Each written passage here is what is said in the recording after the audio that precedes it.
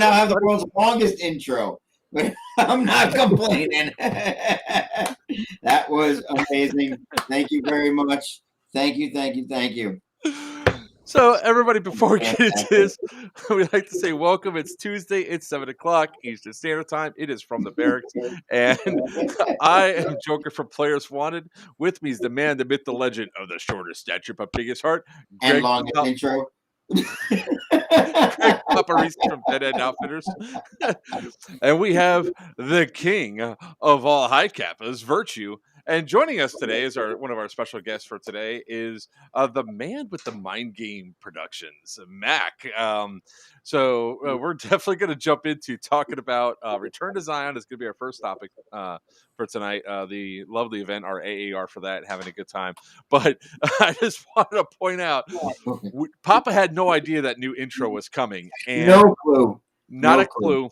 And I was watching specifically. I'm the only one that think I could see the background. Like everybody else is behind the studio. They can't see if they're sitting there. They're just twiddling their thumb. That new music comes up, and all of a sudden, Papa's doing this. He whips over. He's like, "Huh?" And he's like, "What the hell is this? What the?" Oh! It was great. Yep. I as soon as it started coming up, I was like, I wonder if that's. Oh, did Sid finish my? And I had enough time to think all of this while it's still just warming up. It's not. Hasn't even come out yet. I'm like, holy shit. So that's what I had to cut before coming on there. I mean, okay. Yeah, because I totally forgot to. I mean, I meant to do it earlier today, but of course we were busy and going through.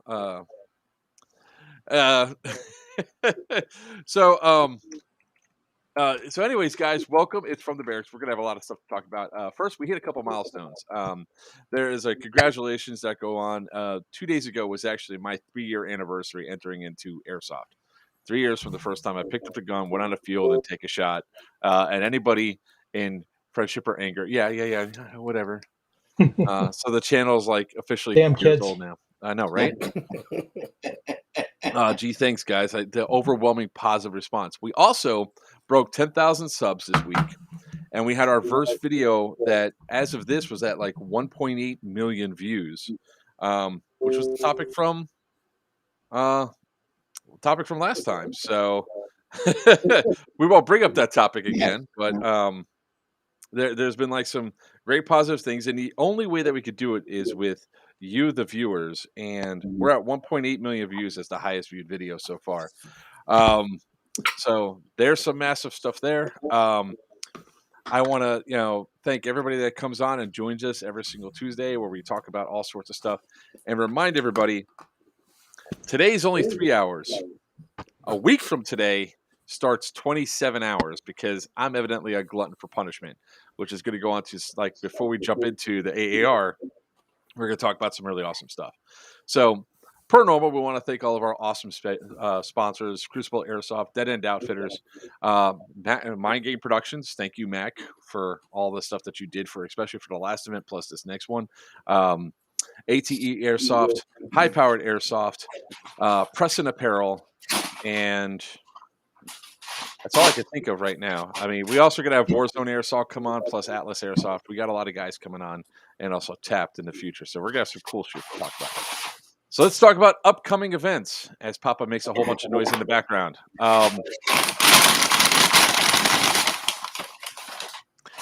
Sorry, you were saying? Saturday, we're going to start with the newest event first this time. Saturday is A.T.E's Aftermath event. That is, tickets are on sale until tomorrow. So pick up your tickets for that event. I believe it's 112 civilian to 75 military was the number that just came in. So civilian has a little bit of a bonus advantage, but if you want to come play with our fast moving tactics with your CO Joker and your XO Papa, come check out that game. It's going to be AT's first event. It's going to be a lot of fun. Wayne's World of Paintball in Ocala on the 15th. So after that, I'll be up at Crucible Airsoft in Ohio on the 22nd for the charity swap meet. I'll be hanging out with Virtue in person. We'll probably go live up there for sure. It'll be a lot of fun. The very next day, we're going to be going to MK Airsoft to play there and take over MK Airsoft and check out those two indoor. So we'll be checking out 2 indoor fields next week, the following weekend, which I'm loving. After that, we have Bone Strike, which is a TCA event, but I believe it's all sold out. But if you're really interested in that location, keep an eye on the TCA page because people are starting to sell their tickets like they do every single time. I'll be there. I believe I'm on green team. I'll be running Eastern. The very next weekend after that is, I don't know, there's like this game that's North versus the South. You're no longer invited anyway. So Center, the North versus South 3 at the Force Center in Immokalee, Florida. It's DEO's event. Come check that one out. I will be on the north side with all of my boys. We'll be taking some stuff down. And then Mac, wait a second. There's an event I missed because I'm not going to be there because you planned it at the same time. Diamond Dogs? We can't hear you. Yeah, I'm sorry. Yeah, on February 19th. I might get a little more light in here. Yeah, February 19th, back at Wayne's World, we've got Diamond Dogs. This is the third one in this particular series. It's very popular. It's good Milsim, African mercenaries. It's pretty fun. So yeah, tickets are already on sale for that, right?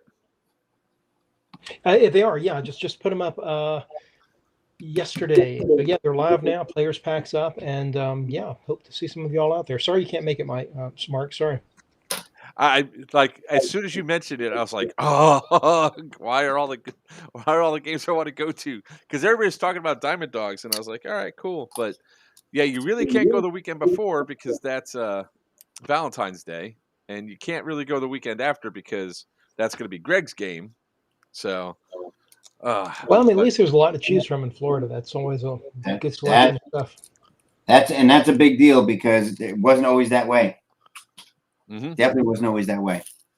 I'm glad to actually you got me excited, Mac, because it popped up when you posted in America, and I was like the America group, and I was like, uh-oh, is Mac announcing America?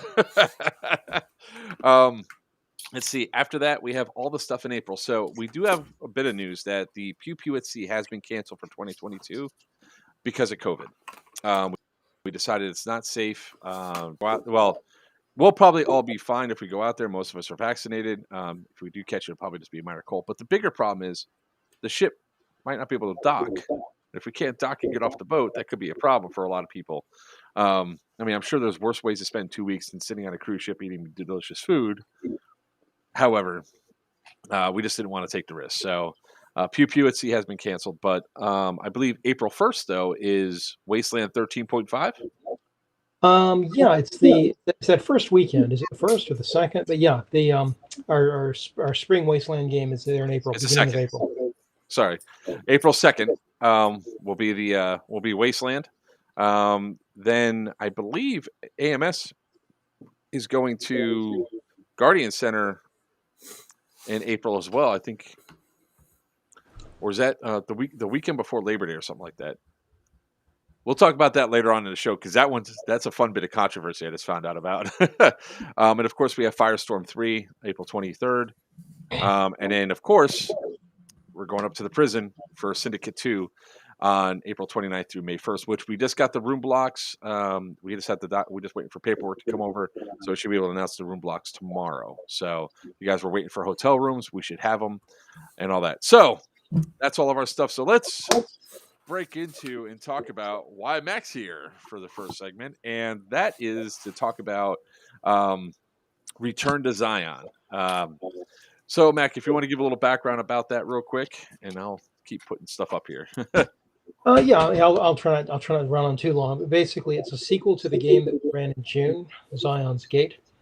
It's a kind of a insurgency Milsim-ish game, but basically it's very much heavily based on the computer game Far Cry 5. And the game in June was inconclusive, so we had a lot of folks that really wanted to continue it. So we wanted to kind of bring it to a wrap in the sequel event. So it was fun. Basically a kind of an apocalyptic cult seizing control of a county in Florida, law enforcement and National Guard going in to neutralize it's pretty good action. I think there's a lot of plastic flying around the field. It was good. There was certainly a lot of plastic flying around the field. There was also there was definitely an interesting setup and an interesting take on the gameplay and all that. So I came up and I asked you which faction you wanted me to run. You said the National Guard was extremely light, and Then they got man, was boosted. it ever. Well, the National Guard, there was only 5 of us. Sounds right. about right. Right. That's all we really needed. So the storyline was pretty good. The camo colors were almost everything went pretty well for this event, and it was kind of unique how the first time I experienced it. I'll give you mad props that you were able to keep, because you couldn't take over the entire field. The paintballers never really interfered with the gameplay for Airsoft and vice versa. You did a really awesome job of moving us around the field without interfering with them. It threw me off a little bit because we were going to do this flank maneuver, and I see like 8 guys walk this way. I was like, shit, they know we're coming from the rear. And then as we get closer, we realize these guys are paintballers. I might have shot 1 or 2 of them because I was far enough away. And then all of a sudden they come around and I hear the. I was like, oh shit, those are paintballers. No, thanks. Yeah, this was a shared game. Some of our smaller games, we don't necessarily have the ability to take over the entire field, so we did run this with a few paintballers out there. And yeah, you're right. I think we did a pretty good job actually of maintaining control to keep the 2 groups from colliding. Terry, thank you very much for that. I was just there to enhance gameplay and hope everybody that ran with me had a good time. So I liked the introductions and the way that everything was set up. So you took both groups out into 2 separate corners, and you gave us our individual safety briefs there. And pretty much you put it onto the players. Don't forget you shot me, Joker. I'll talk about that in a little bit because that was funny as hell. Oh, hang on. Ashley's upset with me because I didn't respond to you, right? If that's why, hopefully there's an understanding. Go ahead, keep talking now. Sorry. Paul, I have that clip for you, brother. I'll show it to you. Don't worry. I don't have a lot of clips because unfortunately we had a lot of stuff going on between then and there. We have a great announcement to make that we're going to make right after this that has to do with Damien and Make-A-Wish and his chair. It's really awesome news. But we want to jump right into Zion's Gate because we had such a great time at this event. So that aspect of it, it was kind of cool because nobody well, at least I didn't know who was in charge of what faction or whatever. I just know that there was at least three different factions right there. You had the Whitetail Militia, the law enforcement, and then you had the National Guard. So I came up there. I was just like, oh, I see a great tactic here. We just go for 4 sides. We hit them all at once. And the cult is going to have no idea what the hell hit them. I was right. You guys did pretty well. Yeah. So I'm already the messages are coming in. So it really was like a really fun, and the cool thing was people listened. Like there was the 4 guys from National Guard had never worked with me before. They never interacted with me before. I said, look, if we do this, we hit fast and hard. We should be able to. You shut the hell up. I was wiping my mouth. It wasn't me. Sid said it. He's a ventriloquist. So Joker equal madman. He left you on red. Ooh. I just want to point out, Joker explains his tactics like it's something new other than get behind them and peg them. Well, I'm not saying it's new tactics, but really, a lot of people just didn't realize, how to go through and how to attack or which way to go. I was like, look, we could just attack this way and it'll work. And sure enough, we came up. They had no idea we were coming from the rear. And yes, I pegged Paul from the rear. I nailed him twice, right in the tower. We need to make patches. I got pegged by Joker. In the rear. also. So, for as an AAR wise, one of the biggest things I would tell for the cultists is that they really didn't adjust for the first 3 games to flank maneuvers. They were always just going straight forward, and they always left their flanks wide open. We are able to walk in almost every single time, coming up right behind them and taking out almost their entire teams. And it almost got to the point where I felt bad. Like at the second Evo, the second iteration, our job was to keep them out of the comm tower because we captured it and take the power station, which I didn't know about the power station part, but that's a different story. We just kept them contained at the power station. And I said, hey, if we keep them fighting here, the city's safe and we're good. And that's what we did. I mean, we literally came up right behind them and annihilated everybody. The other thing that was that I found was a lot of fun was taking out your NPC. I killed him twice. So, so what is the sort of future for this game, Mac? Okay, well, for the Zion's gates, kind of remains to be seen, I guess. I mean, there's some scenarios that we can kind of milk for years and years in multiple iterations.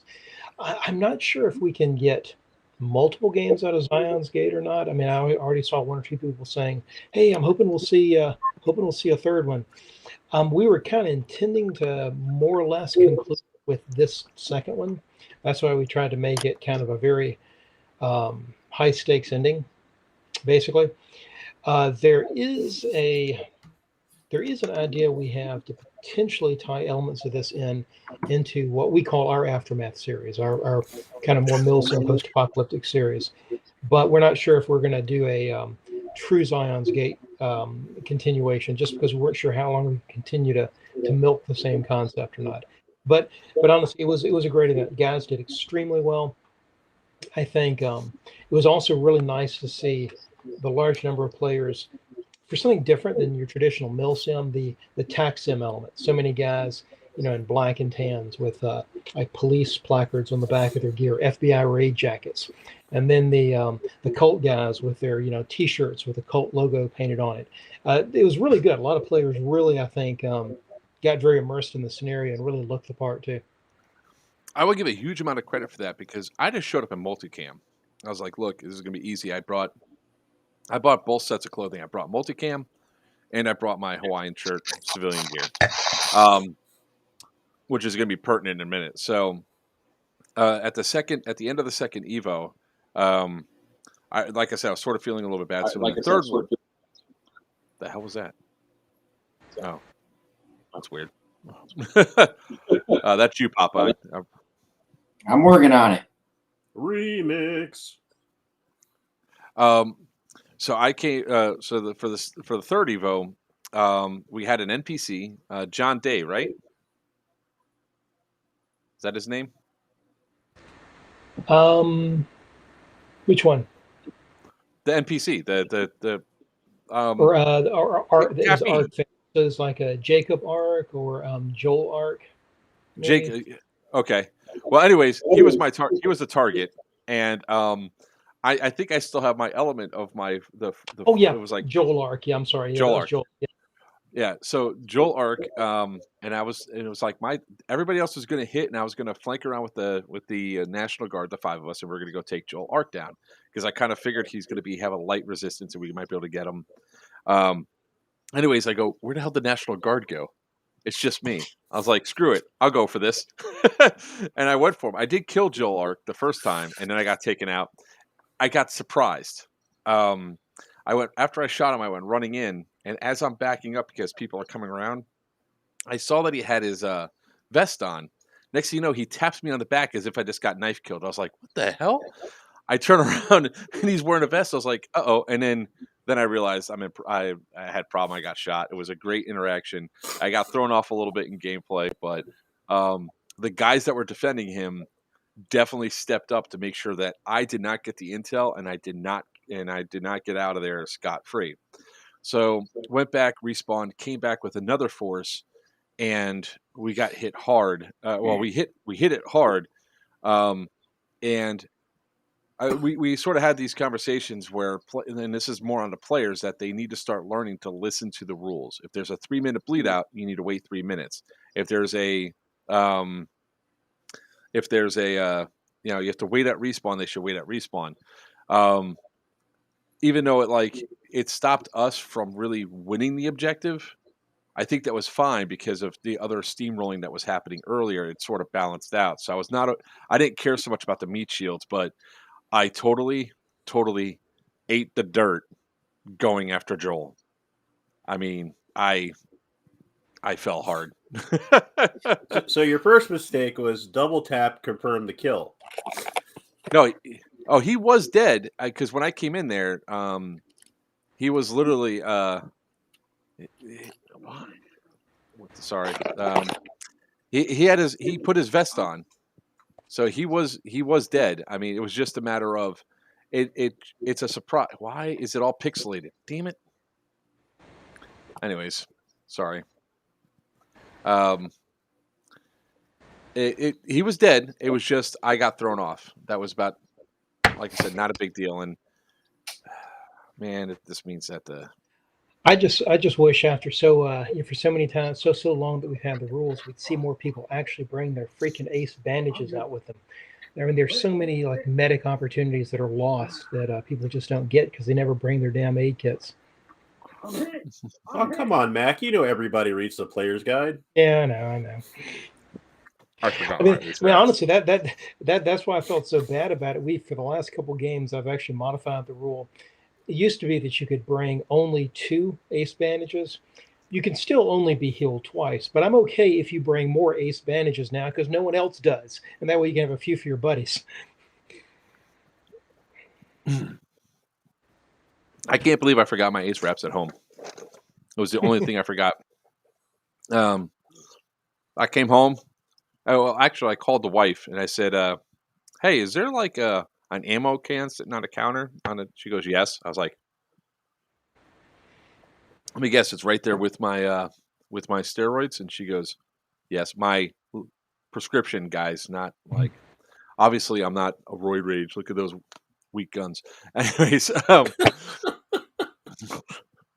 that was a lot of fun too. Going up there and like, where the hell is my Medizone for my shoulder? Like, where is this stuff? I was like, I don't feel like going, like having what happened to my son happen, and all of a sudden be on the field and be like, So after that end, I actually turned to Mac and say, hey, look, the cult is getting their butts kicked in. Do you want me to switch sides? And I was like, I brought my other clothes, and Mac says, sure, go ahead and do that. You jump over. Help out the cultists a little bit. So after lunch, I came up and I told my National Guard guys, I was like, I'm a traitor now. Sorry, guys. They go, what? I was like, the cult converted me. And DD-214. Immediately, what I saw on that side was where the imbalance sort of came from, because those guys just weren't listening to really anybody. There was like a lot of different factions on the cult side. And this really isn't to knock anybody. This is just to talk about how to improve and as a player and all that. So for those of you that were on the cult side, there was not a lot of people that wanted to listen or take advice on how to stop the constant assaults. The Leo and the law enforcement and all that, they did really good jobs of coming in from different flanks, hitting from all different angles. But the key thing was they didn't stay on the objective. They always pushed out. So one of the biggest factors is if you're way out and you get pushed back, that means you could get fresh bodies coming into the objective.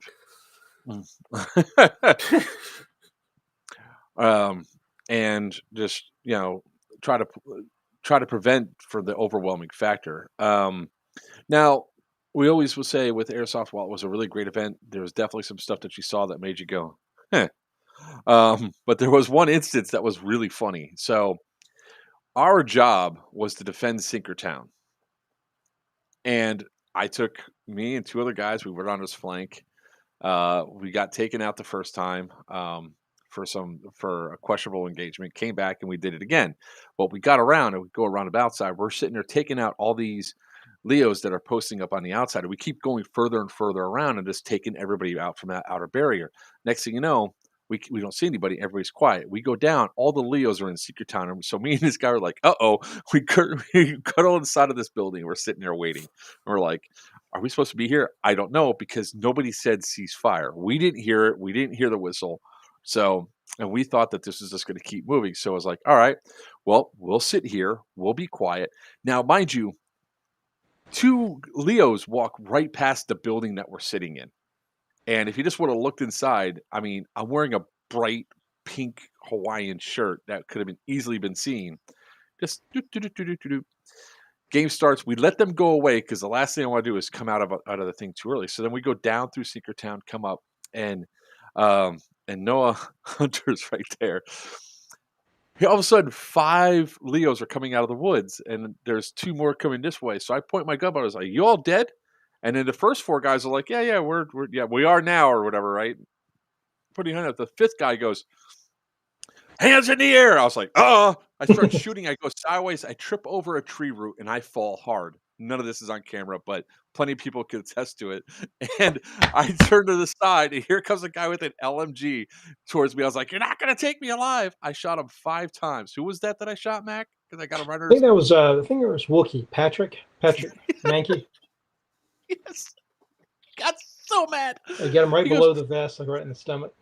It was a great shot because I'm side shot on the ground, get up, shoot a couple. Then I get hit, and I'm like, all right, I'm dead. And he's mad, and justifiably. It's like, "You fell. I was coming to help you." I was like, I wasn't hit. I didn't call hit. And then we just had some great flank maneuvers that went on from there, like the rest of the day. So on a whole, it was and then finally I was like, okay, I'm done for the day. I need to make a phone call. And then the father is nowhere to be found, like one of the main NPCs. So Mac's like, Joker, can you take this up to the tower and be the father was AWOL for a while? You'll be the HVT. I was like, sure, I'll be the grandfather. Went up there. He comes walking back, and he finally shows up with carrying his minigun and everything, and he goes, "The father's here." I was like, all right, well, I was like, "Oh, there you are, my son." He goes, "My son?" I was like, "Yeah." He goes, "I'm the father." I was like, "Yeah, well, I'm the grandfather." Says who? I said, "God," and I pointed to Mac.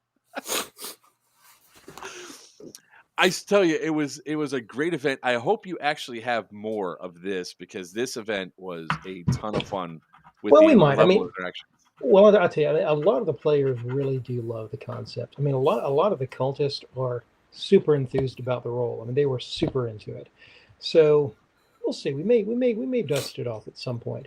But one thing that a couple things that we did a little different than some of our scenarios that worked out extremely well for this, and we'll probably do some similar models with Diamond Dogs probably too.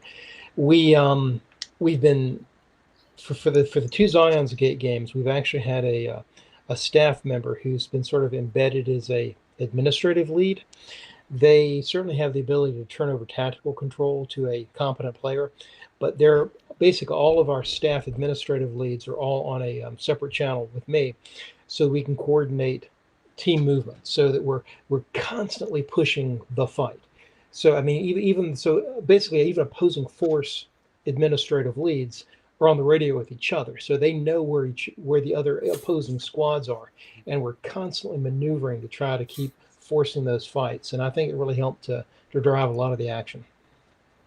I got to say, I admire your integrity with not wanting to milk this, because you're American, and that's kind of our thing, is milking something till it's dead and then squeezing a little bit out of it. Disney.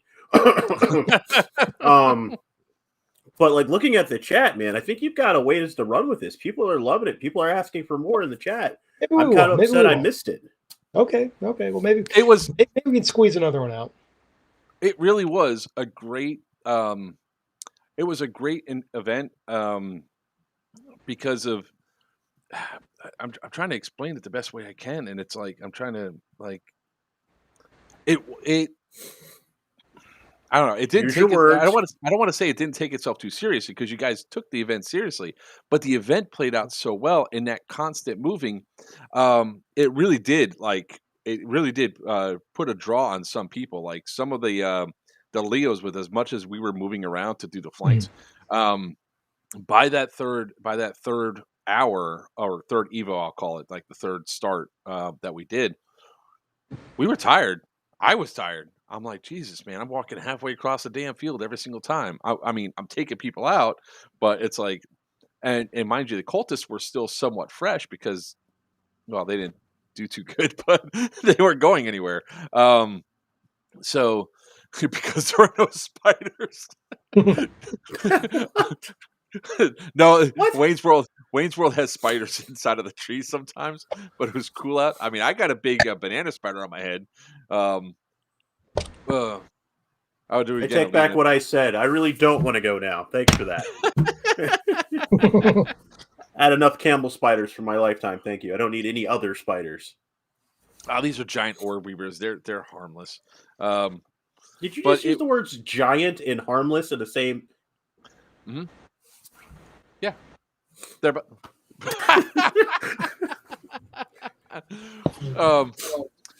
No, they. It really was. You utilized because it was a smaller game. You utilized that field exceptionally well. The only time that the paintballers really became in play or became an issue was when they were in certain areas that like we weren't told that they were, like in the city. So I come around on the one flank to go behind it. When we're defending Secret Town, all of a sudden, oh, paintballers are there. Let's go into the woods right here. And just like at the very end, when I was up in South Tower, I hid up there the entire time. I didn't go anywhere. I didn't fire my gun at anybody during that entire interaction until like the last minute of the game. When I guess they finally figured out somebody's up there and they came after us. So that was really good. But you used it so well, and the paintballers weren't really a distraction. There was no complaints. They had complaints. No, actually, they did. No, I don't really think they even knew that they got shot because paintballers were a hell of a lot more padding than we do. Because paintballs, and I wasn't like I was shooting him at like 50 feet. I was shooting him at the range of the like 300 feet, Papa. I mean, I was like, and it was only like one or two shots anyway. It's not like they would have felt a whole lot. Yeah, no, it's not. I thought that's nothing, just nothing. But yeah, Mac, a lot of people were loving this style of the setup. I mean, I would run it. I'd definitely go out there and do it again. Just maybe we will. I mean, I don't know if we might. I doubt that we do another one this year, but we might bring one back maybe the next year. This year we've got a fairly full schedule. Although I mean, there is a little bit of space in the summer. I mean, I may drop something in the summer that's not on the books right now. But right now we've got a number of dates and scenarios already kind of mapped out right now.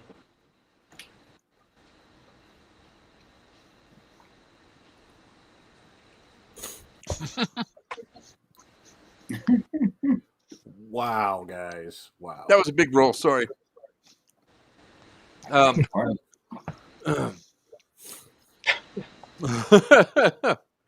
Well, yes, Terry, that was me up in the tower. I mean, everybody should have recognized the flash of my tracer round, shooting down into the church and all that. Yeah, I'm gonna have to say, by the way, that last mission, that tactic worked extremely well. You just basically totally went to ground with the football, basically hidden. And there's a couple of other cult players that were in the middle of the town. One of them was basically playing the father. He kept screaming things that the father would normally say, extolling the faithful to fight for him and reach glory. And I think everybody got so focused on that tower that bogged the Leo assault down for a while. And Terry posted a minute ago, unfortunately, they also had one Leo squad, because this is the end of the day, one Leo squad dropped off right before the assault. And honestly, if they had that other squad, they probably would have gotten that last mission because they were so close to storming that tower at the very end when the time ran out. We were ready for them. They just needed that extra squad. If the only way they would have been able to take us out of that tower was they would have had, and this is not like bragging or anything else. We had 4 guys up there. We had people laying down, just waiting for them to come up the stairs so they could be shot.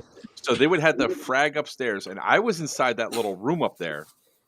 hiding behind it. So I didn't even have to duck down. I'm like, this is great. This screen's up here. I could watch. I'm just like, I'm watching everything. And there was water in there too. It was even better. I'm like, I'm drinking some water. I'm just watching everything go down.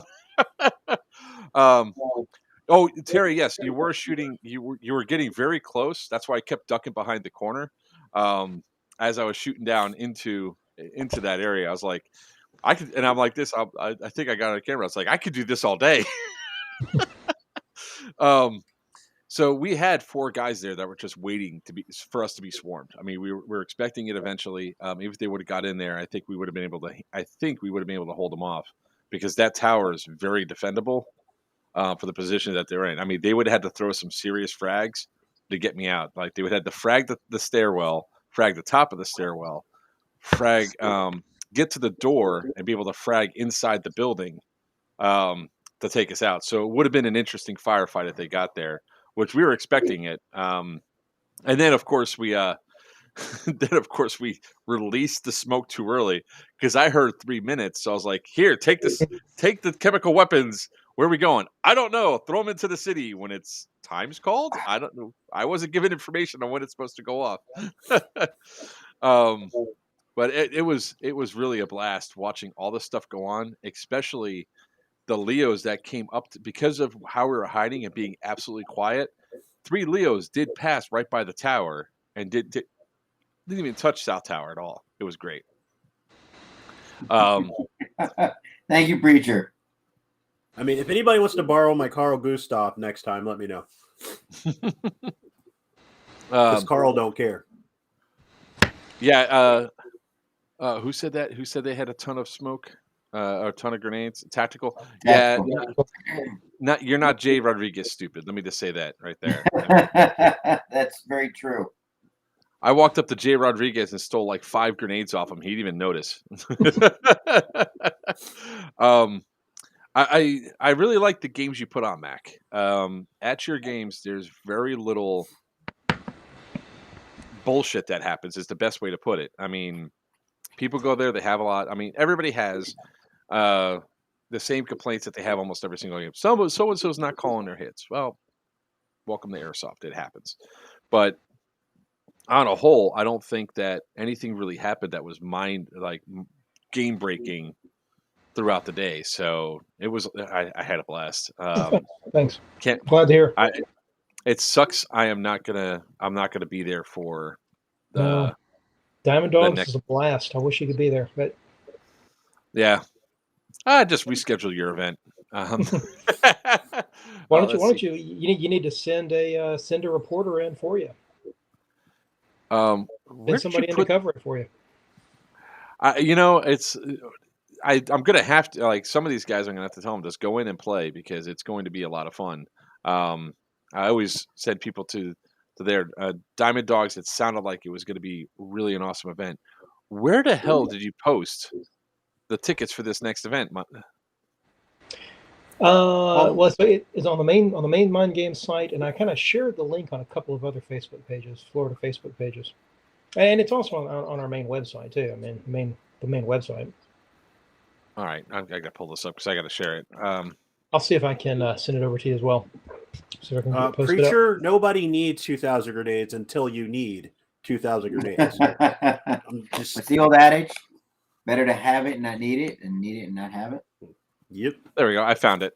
Okay. Nothing says I love you like shock and awe. And I agree with that. I mean, I keep trying to tell her that too, but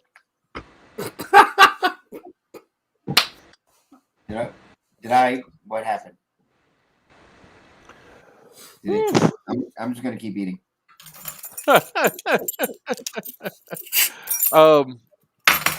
So as Virtue cracks another Guinness.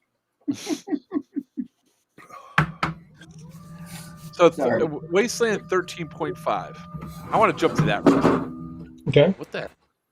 Did you just lower your chair? No. I am at my girlfriend's house, and she apparently has this sit-stand desk, but the buttons are on a glass top that you can't actually see where the buttons were. And I put my beer on top of one of them.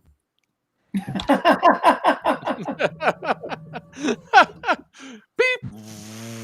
I love that. Why is Kinda love everything that going happened. up? Old man yells at clouds. Damn technology. The Joker doll, yeah, that was given to me for Christmas. So from one of my fans, it came up with as an anonymous gift. So whatever. I got something great for Papa that's coming for this weekend. So Something great coming for Papa for this weekend. yes, sir. Yes, sir. Yes, sir. I think Papa looks good in blue. So Speaking of which, Wasteland 13.5. So how many players do you need to take over the entire field again? Typically, we need about, I'd say about 100, or preferably more, but usually at least 100 players, probably to lock down the full field. Okay, so life goals now. Let's get 13.5, 100 players for do it. Wasteland. We're getting close, and we're getting closer and closer each year for the 0.5s. I mean, the November games are always, they're close to 200, but the 0.5s usually are just a little under that threshold. So Virtue, if you haven't seen Wasteland at all from Mac, it actually is a really fun event. It's another Fallout themed event. That's where the Sunshine Band Merchant Caravan really comes into its own power. I'd hazard to say it was probably one of the first Airsoft Fallout games. I mean, it's been, we're coming up on 14 years of running it. I'm saying I'm like 99% sure I've been to one. The guys told me I was definitely there. But it's not that it wasn't a memorable event, but there was like a year stretch where we had a personal mission. We were going to hit every state we could and play every op we could. And I was bringing it up to the guys. And they're like, yeah, we went to one. And I was like, we did? And they're like, yeah, we went to one. Mac is the Marlowe. But actually, Joker, actually, but just to put a plug in as far as like hitting those numbers, that's why, if nothing else, let me just say that is why it is so important for players to try to pre-register, guys. Please, I mean, I try to put a little bit of a price break in to to encourage people to pre-register, because at a certain point we have to commit to Jackie. Hey, Jackie, we need the whole field, or sorry, it's going to be a shared field game. So particularly some of those games that are always on the fence, like the 0.5 series, if we can just get players registering quick early on, and we know that we can cross that threshold, it's easier for us to lock it down with Jackie. So is that one already up? Is the tickets for that already on sale? It is not, but I would probably, let's see, that's the beginning of April. Hell, I mean, I'll probably go ahead and open it up within another week or two. I'm getting ready to be out of town for a few days, but maybe even next week I might even start. I'm starting to get the players pack out. Let me say I'll start working on it to see if I can't get it launched within the next couple of weeks. Because I would love to talk about on next week's 24-hour or 20. I gotta say, stop saying 24 and saying 24 hours, 24-hour live stream, because we're gonna need stuff to talk about. Because guys, Mac, if you want to stick around, I want to talk about this and give the great news. So 2022 looks like it's going to be the year for Damien. So I'm not sure how many of you guys actually sit around and watch and read my Facebook posts and all that. I know that I'm only fun when you're shooting at me on the field and calling me an a-hole and everything else, or making fun of me for my belly and all that other stuff. But Damien, he started his infusion on December 23rd. And we see him on an everyday basis, so we don't see the little minute details that happens with him, if he has any sort of improvement, because the only thing we see every single day. The nurse that does the infusions only sees him once a week. So when she came for the second infusion, she goes, Damien's already got increased agility in his trunk, meaning his chest and lower body, and his arms. Look, he could take his arms out further, and he's not as stiff. And we noticed that. What she mentioned is like, oh, yeah, that's true. He's doing a lot better.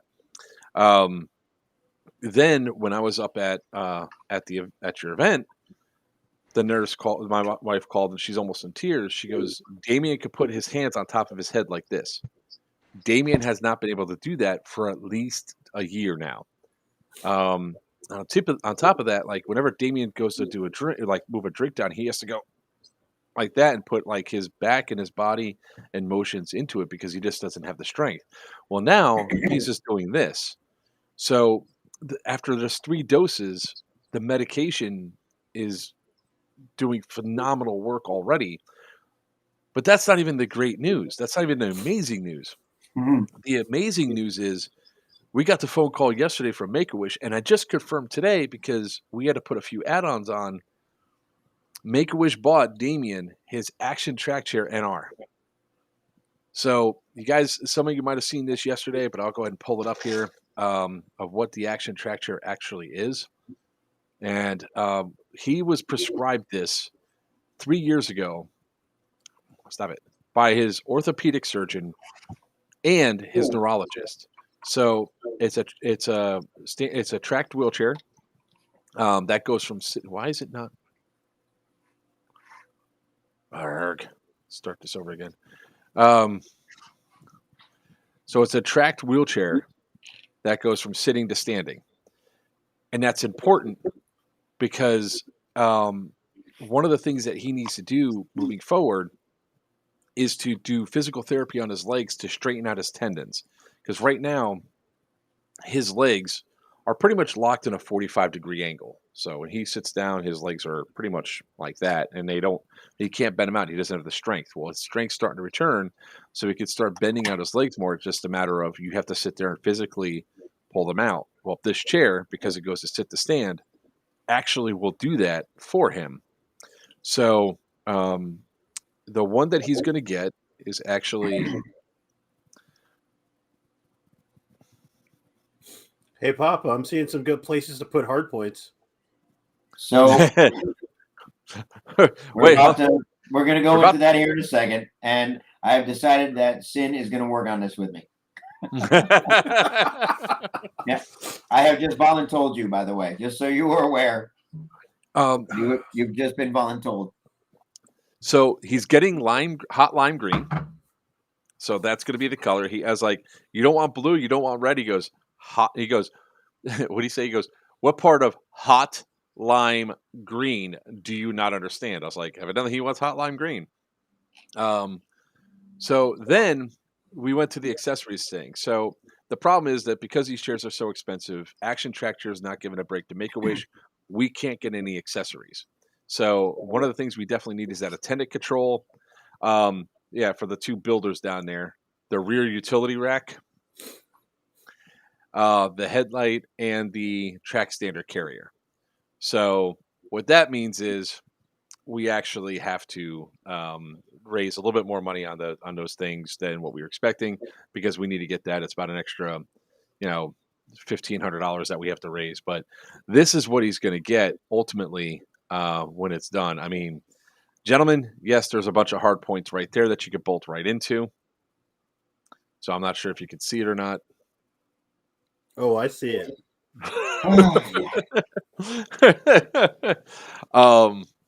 So the thing was, we were told originally that it's going to take about 10 weeks to get 10 to 12 weeks. The reality is it's more like it's going to be more like 18 weeks to get done. However, when it happens, it's going to be party time. So we're actually going to make a big production out of this. I think the CEO for Make-A-Wish is coming down for this one. News crews and stuff are going to be there. Once we start having dates in the future, we'll definitely let everybody know because it's going to be a massive party. Barbecue up the wazoo. For those of you that know, yes, there will be brisket. For those of you know. Oh yeah, dude, I want to, Paul, I want to turn him into a T100. A T100? Yeah. He's the very first model Terminator? Uh-huh. You keep using that word, but I don't think it means what you think it means. It means exactly what I mean.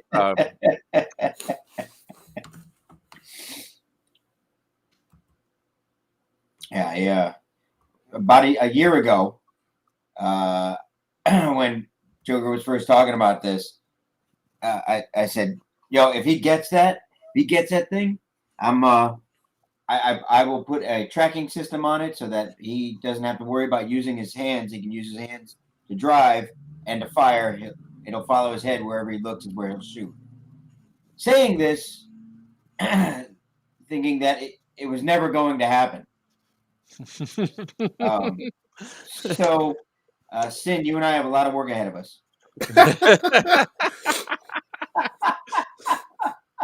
Well, Papa, I think I told you a while ago, by hell or high water, he'll eventually get this, right?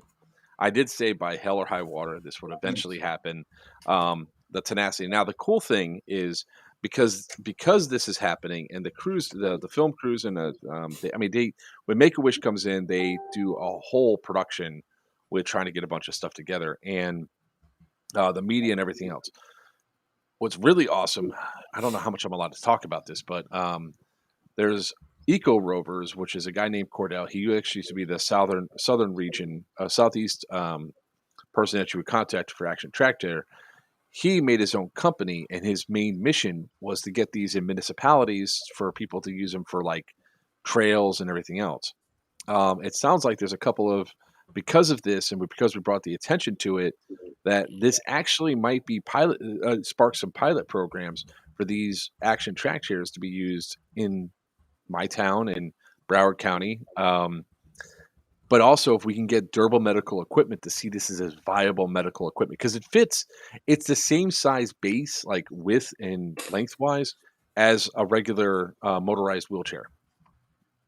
I don't know yet, Preacher. As soon as we have some information on how long the build's actually going to take, we're definitely going to set this up and make it a big deal. Because, once it's here, I mean, I know that Sin and Papa are going to be there with their measuring tapes and all that. And like, all right, well, we have to do this. We have to set this up. Yeah. I'm not lying. I'm straight up trying to balance. Okay. Yeah, I was like, I'm sitting here thinking, where the fuck is my welding kit?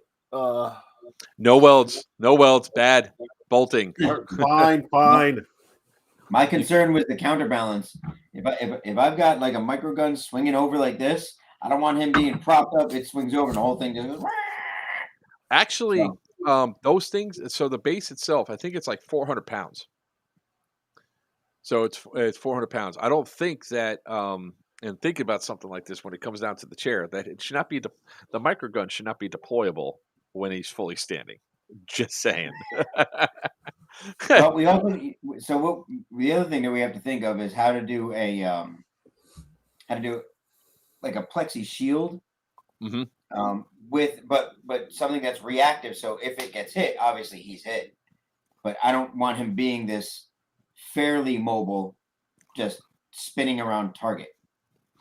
Because if he does this like he did, like, because we had a little go chair for him, right? That was like the first motorized chair we had, that we took to, like, I think we bought it for Disney or whatever, and he zipped that thing around like you wouldn't believe. Even with the Quest chair, that's also being resized for him for short term. He gets that thing moving and he goes through. This thing is going to go everywhere. Yeah. That little bastard, he's going to be flying across the field. Just like his dad. What kind of sound effects?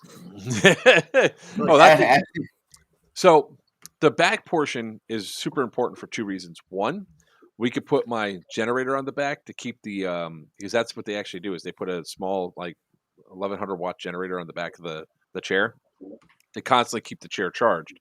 So it could effectively go all day. All day. But there's a place there for a smoke machine, light kits. For a smoke machine? Hell yeah. Smoke screen, baby. Come on. Tell me you haven't thought about that already? Like, this will be the James Bond, Austin Martin of freaking wheelchairs. And you mean to tell me that you're not thinking of putting, like, tag launchers that could come out from the side, smoke machine? Listen, I can think of all of that. I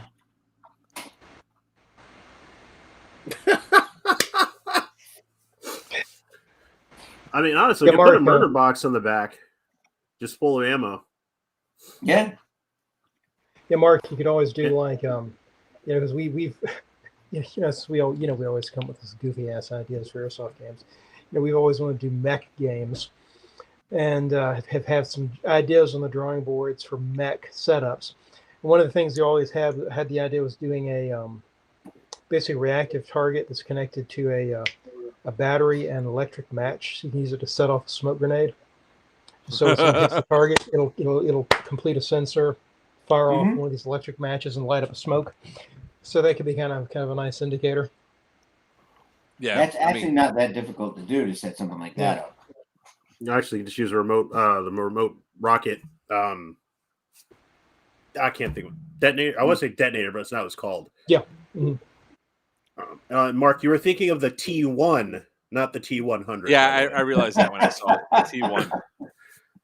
Yeah, I was looking at it, and I was waiting. Powered, actually. I was waiting for anybody to comment on it because I put the picture up.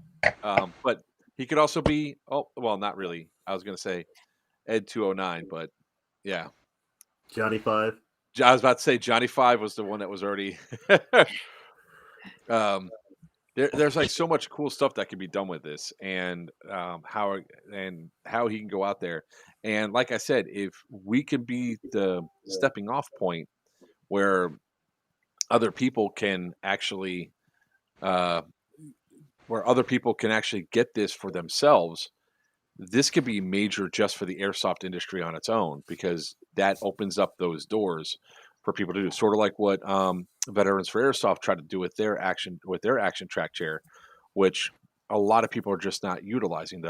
I guess a lot of vets are just not coming out to do it, which is a shame, because and Freddie got a lot of flack for it, right? That, oh, you spent $10,000 on this action track chair and it just sits there and does nothing. Well, it's not that it's trying to sit there and do nothing. It's like convincing people to come out and use it is another thing entirely. Like, Jay, okay, fine, I'll share the damn picture. Oh crap! Nope, what? That's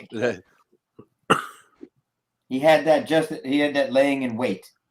No. Okay, I'll go back to that in a second. That's not me. No, me. That's not me. So is that Jay? That's Jay again. Yeah. Hold on. Look what page I'm on. Look what page I'm on. I know what page you're on. I was trying to find the stuff for the games. Don't get all snippy with me. It's not my fault. Is it wrong that the only thing that popped into my mind when I saw that photo was that is some shitty iPro?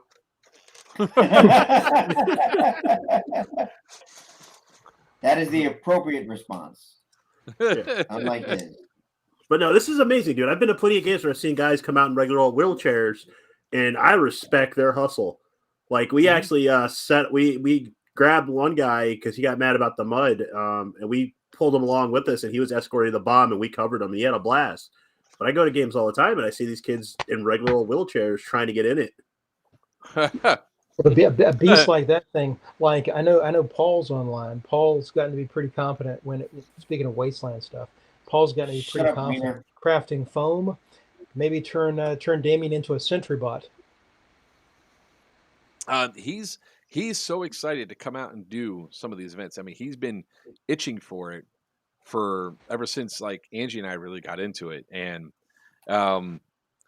like all this stuff is coming to fruition. It might actually be, with the combination of all the cool stuff that's coming down, that Damien might actually be able to stand again, and possibly walk. And like 3 to 5 years, there's another medication that gives 80% of the genome or 80% muscle growth. It's fantastic. It's phenomenal. Yeah. So that's it's just, what the hell, man? There's one little hair is like driving me nuts. Like all this stuff is really badass. It's really cool. And I just love this community for the stuff that we're able to do and accomplish across the country, So I always do this each time you're on, Mac. So are you coming up to our Geigerlands event up in August? The one up in the prison? The hell yeah, the prison game. I might. I need to. Might be a good reason for me to finally get my damn Stalker Sunrise suit put together. So. Ooh. I love me some Stalker.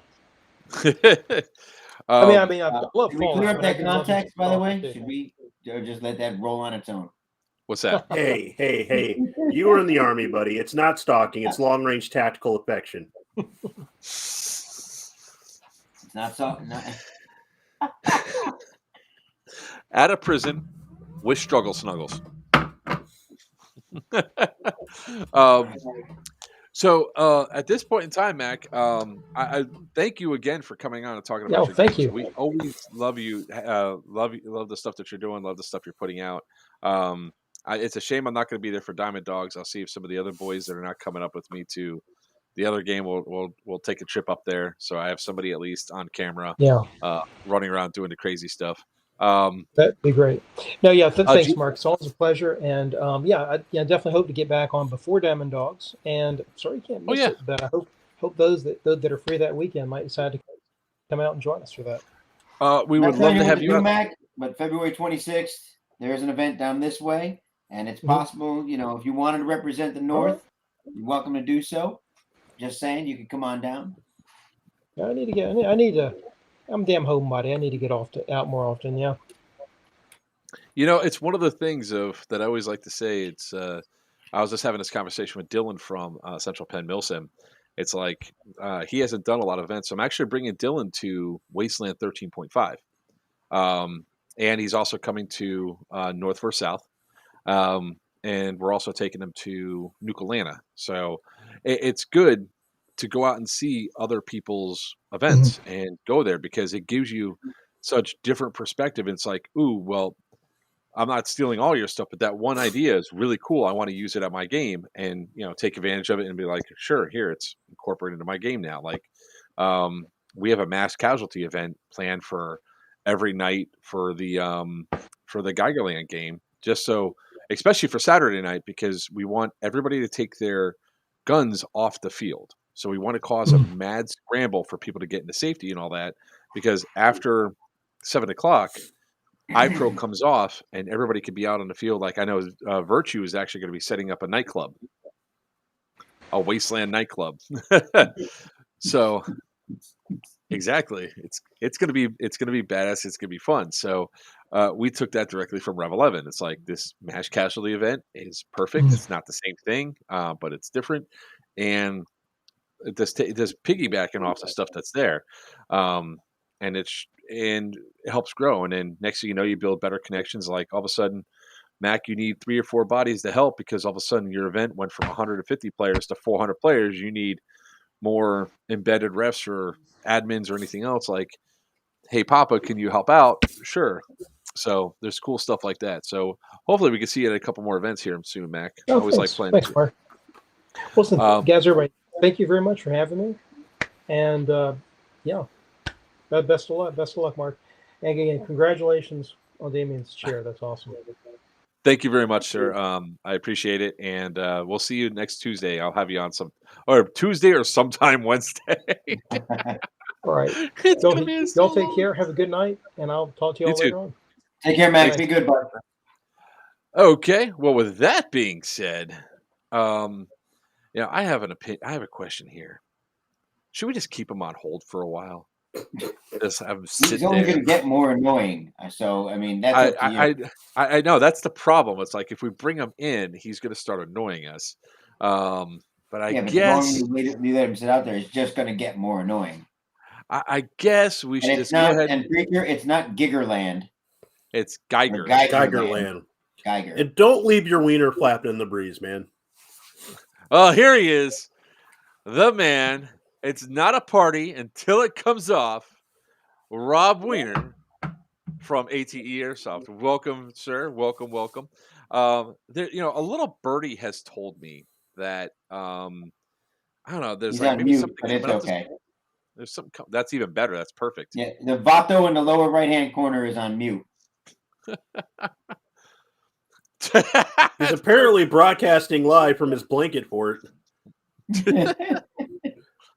You can't see. Look, I don't have him muted. I swear to God, guys, I can't hear you, man. Nope, that's perfect. It's even better because we can talk so much passion about him right now. It's karma. And he can't say nothing. It's perfect karma.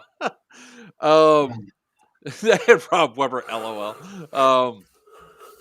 Oh God. Texan meds are coming a long way. He'll be walking around and running by college time. We are hoping he is, for sure. I mean, that'll be awesome if you can. by Weiner. See, it's not a party now because the Weiner just went away. Oh man, Can we change that slogan to it's not a restraining order till the Wiener comes out? Restraining order till the Wiener. Well, yeah. So while we're at that, Geigerlands is an event that's also going on at the prison. Which he's over there. Mark can drop a link and explain. yeah, I'm on it. Events. I'm just going to take you guys right to the events page of our website. So, boom, you'll see Geigerlands there. It's actually a Fallout themed game. Oh wait, what the? What? I guess I can't send it to you there because it's not what? What? It's a Fallout themed game with a bunch of factions. We're going to allow camping on the AO. Like Joker said, I'll be setting up a nightclub. Basically, there's going to be something that occurs which causes a mass casualty event. And everybody's going to take their guns off the field and come back on for role play, melee combat shenanigans, some storyline, possibly questing, or coming over to my place. Way more professional than this stream is too. Yeah, but it's a good time and. Wear what you need to wear, get in character, become that person you want to be at the game. It's time to, it's going to be at the prison.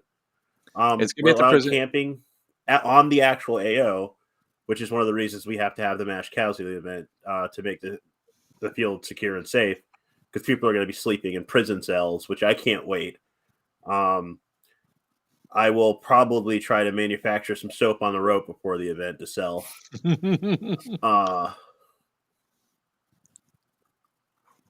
But it's going to be a great time. So if you can make it, awesome. If you can't, shame on you. You should make it anyway. This event is a free-for-all event, essentially. It's a free-forming role-play event. There's going to be stuff that is controlled, that's going to be driven, but there's going to be quest givers and stuff like that, so you guys can earn some quests and stuff like that. Let's see. Is it a party yet? I don't know. Is it? Yay! Hey! Rebooting the computer worked. All right. I've done so much work on it today. So, anyways, I got really, really cheap here. So, Greg, there you go.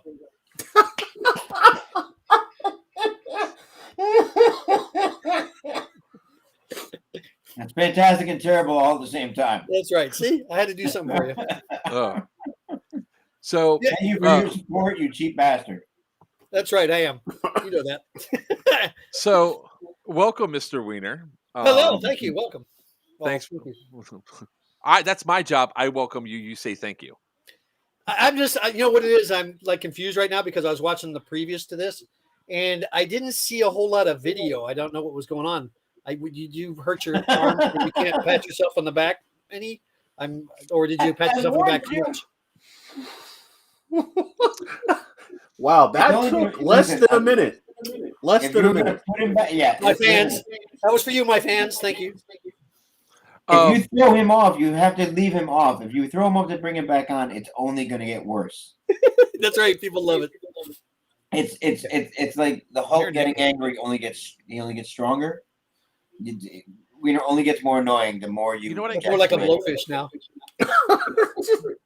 Don't do that. That's horrible. I think I could just keep turning his volume down though, so it's just that you just won't hear him. Your volume's down. No, now your volume's gone. Yes, Jay, it is a 2-day event. It is a 2-day event. Is my volume really down? Yes, thank you, people. Why is my volume? What the hell's going on with my computer? Oh my god, That was me. I turned you down. Oh, okay.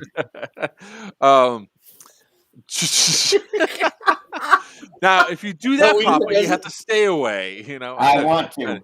Believe me, I want to. All right, so get back to serious. Papa, I'm not going to pick on you tonight. I already did earlier. Let me get that link up for you guys for the Geigerland, since evidently for some reason it's not updated on the actual website. Like I could have sworn I put it there, but all right. So let's talk a little bit about the name of the thing coming up this weekend. Yeah, the thing I already. Were you the CEO of Civilians? Yeah, the thing I already promoted, and the thing I already said come out, and that tickets end tomorrow Right, for the tomorrow event. evening, so we can get the And that- rosters out. It's 112 versus 75. Yeah, the stuff that I've already said over that you haven't been Right. paying attention to. Yep. So yeah, I did my job. All right, I didn't hear it, So, so that's because you're late. Welcome, I Weiner, was to on the time. show. But then you blocked my volume, so I had to reboot. Yeah, that was not me. All I want to do is die. Why can't I just die already? What's the matter I'm with just you? waiting for these two to realize the honeymoon's over. No. I mean, what's going to happen? I just know it's going to happen on Saturday. All of a sudden, Weiner's going to get shot in the ass, and he's just going to be like, "What the hell?" To the parking lot. All right. Okay. So, Aftermath, ATE's first event. Yes, that's correct. I'm looking forward to it. Me I too. actually bought something for Papa for the event, so this is going to be Please good. don't say a pedestal. No, he brings his own pedestal. He's smart enough for that. I'm really looking forward to being there again, to hanging out with my friends there at ATE, help them put on a good show. Speaking of which, that payment for the friendship thing is due this month. The payment for the friendship thing. Okay. Yes, you owe us. So what? So okay. So what am I expecting the money in my account? No. You owe us. I owe you. Well, us. I mean myself and Bulldog.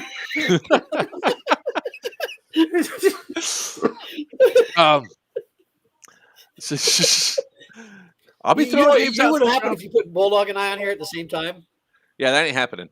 You have the Muppet Show all over again. Exactly. So we had our CEO meeting, so we got a lot of good information. Yes, there. we did. So we're not We had our sharing. staff meeting. Greg and I are not going to be sharing our tactics or anything else during this. You don't have to. So. That's good. I don't want you Yeah. to, because you're going to lose anyways. Okay. So, anyways, what would you like to talk about your event, sir? Before I cut you the fuck What off? would I like? 1 hour, 13 minutes, and 50 seconds. What I want to talk about the event. People, tickets are still up. Buy your tickets now. Get them while they're hot. I mean, the numbers are whittling down. Yes, it is true that the military is slightly under the amount for the civilians, but they are catching up. As of tonight, I've seen quite a few ticket sales go on, because I guess they heard Mark and didn't see him patting himself on the back. So maybe they feel they have a chance or something, and they won't be on video. And let's see, Wiener salty. Yes, I am. I'm old. I'm tired. Today at work sucked. But anyway, so the event's going to go off without a hitch. We're going to have a blast. I got maps for everybody. Everybody will have the opportunity to take a map from the registration table. Uh-oh, Mark's giving me the finger. What's up? I have a question. Oh, I already went to the proctologist. That would be for you. It would be like that. Do you guys have the large maps for the two CEOs? No, you're supposed to do your own. That's all I was asking. Yep, we didn't invest in, because it is our first event. We had to cut some costs somewhere, and That's not a problem. You were part of it. I get that a lot. That's okay. So, Good. what's up, Rattler? By the way, we will have 11 admins out on the field. Nice. Yeah. Yeah, we did lose one to COVID. Yeah. Also, sorry, I'm getting messages saying what not to talk about. Leave Mark alone. He's going to start crying. Okay, I got that one.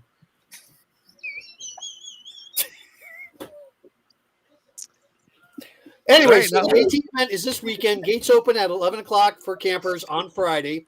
And then come, 11 o'clock on Friday. Registration opens up at 1. Where is my paperwork? I don't have my paperwork here so I can read from it. And it's talking about my sponsors, Tactical, DEO, TCA. Who else? TCA. On the Go is not coming now, unfortunately. They came down sick. They won't be there. Warzone. I wish I remember Warzone's daughter, because she's doing the kill cards for everybody. Maybe he'll send me a message or something here shortly. I don't know. Let's see.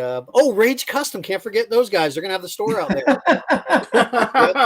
Good God. Sorry. And I know Rage is on here listening right now. So you were the worst. I'm doing this from the top of my head. So actually, so far, absolutely the worst. I'm trying to picture the kill card, because it was on the kill cards and everything. I had everything written down, but it's not in here, of course. Actually, I think it's in my truck. And then what else is there? Come check us out. Like I said, everything will be open. Alpaca Coffee, VFA. There. Oh, there's one more. I keep forgetting. I can't remember who that was. Who's one of our sponsors? There's probably another one there too. It's that guy who was about himself. Oh, Players Wanted. Airsoft is going to be there. With Screech Dragon Studios. That's right. I forgot about them. Oh, that's you, isn't it, Mark? Oh, sorry.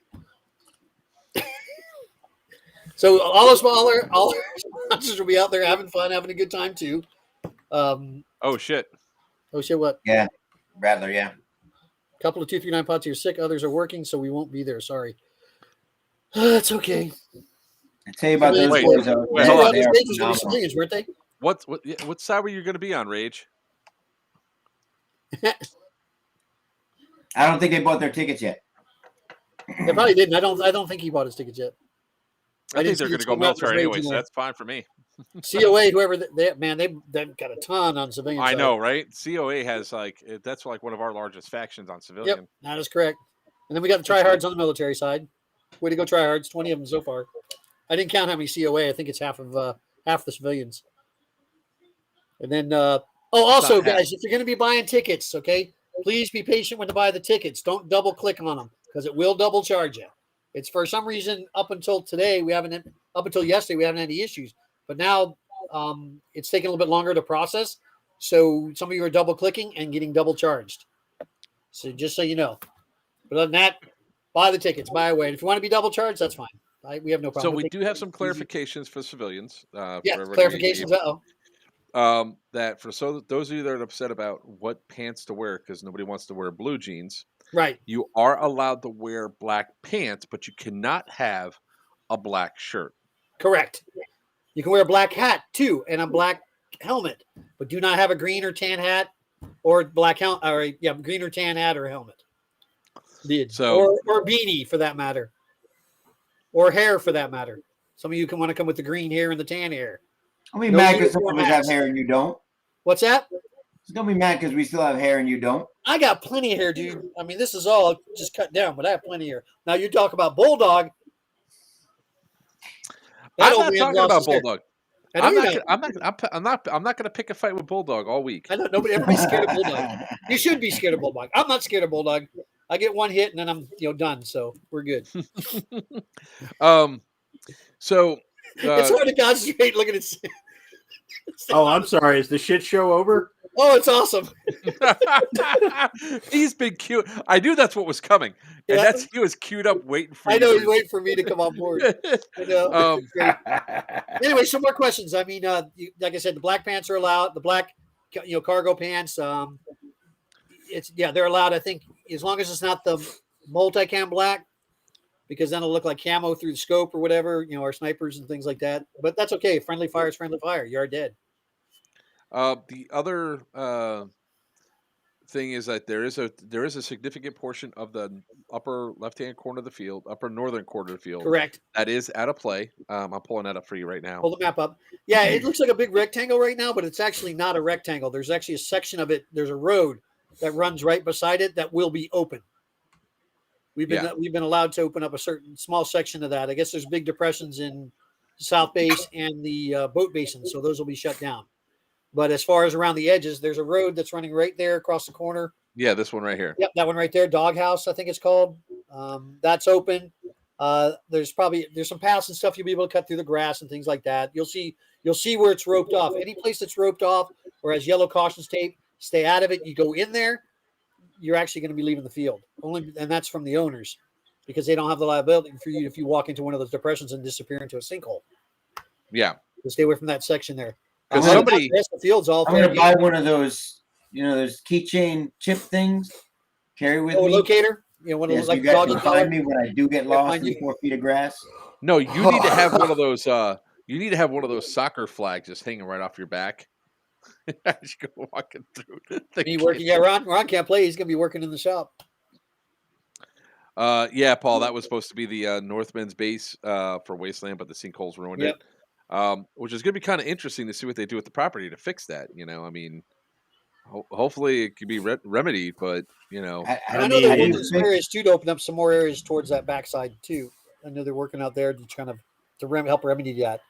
But that's you see it as a hazard. I see it as a terrain feature.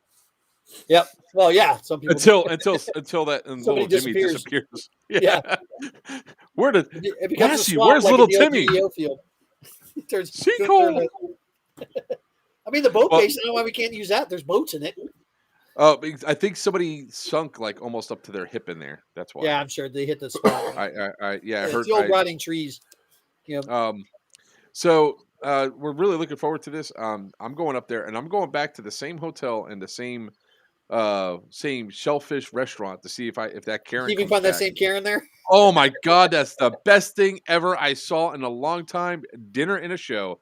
And the funny thing was, I was on the phone with the insurance company dealing with Damien's manual wheelchair.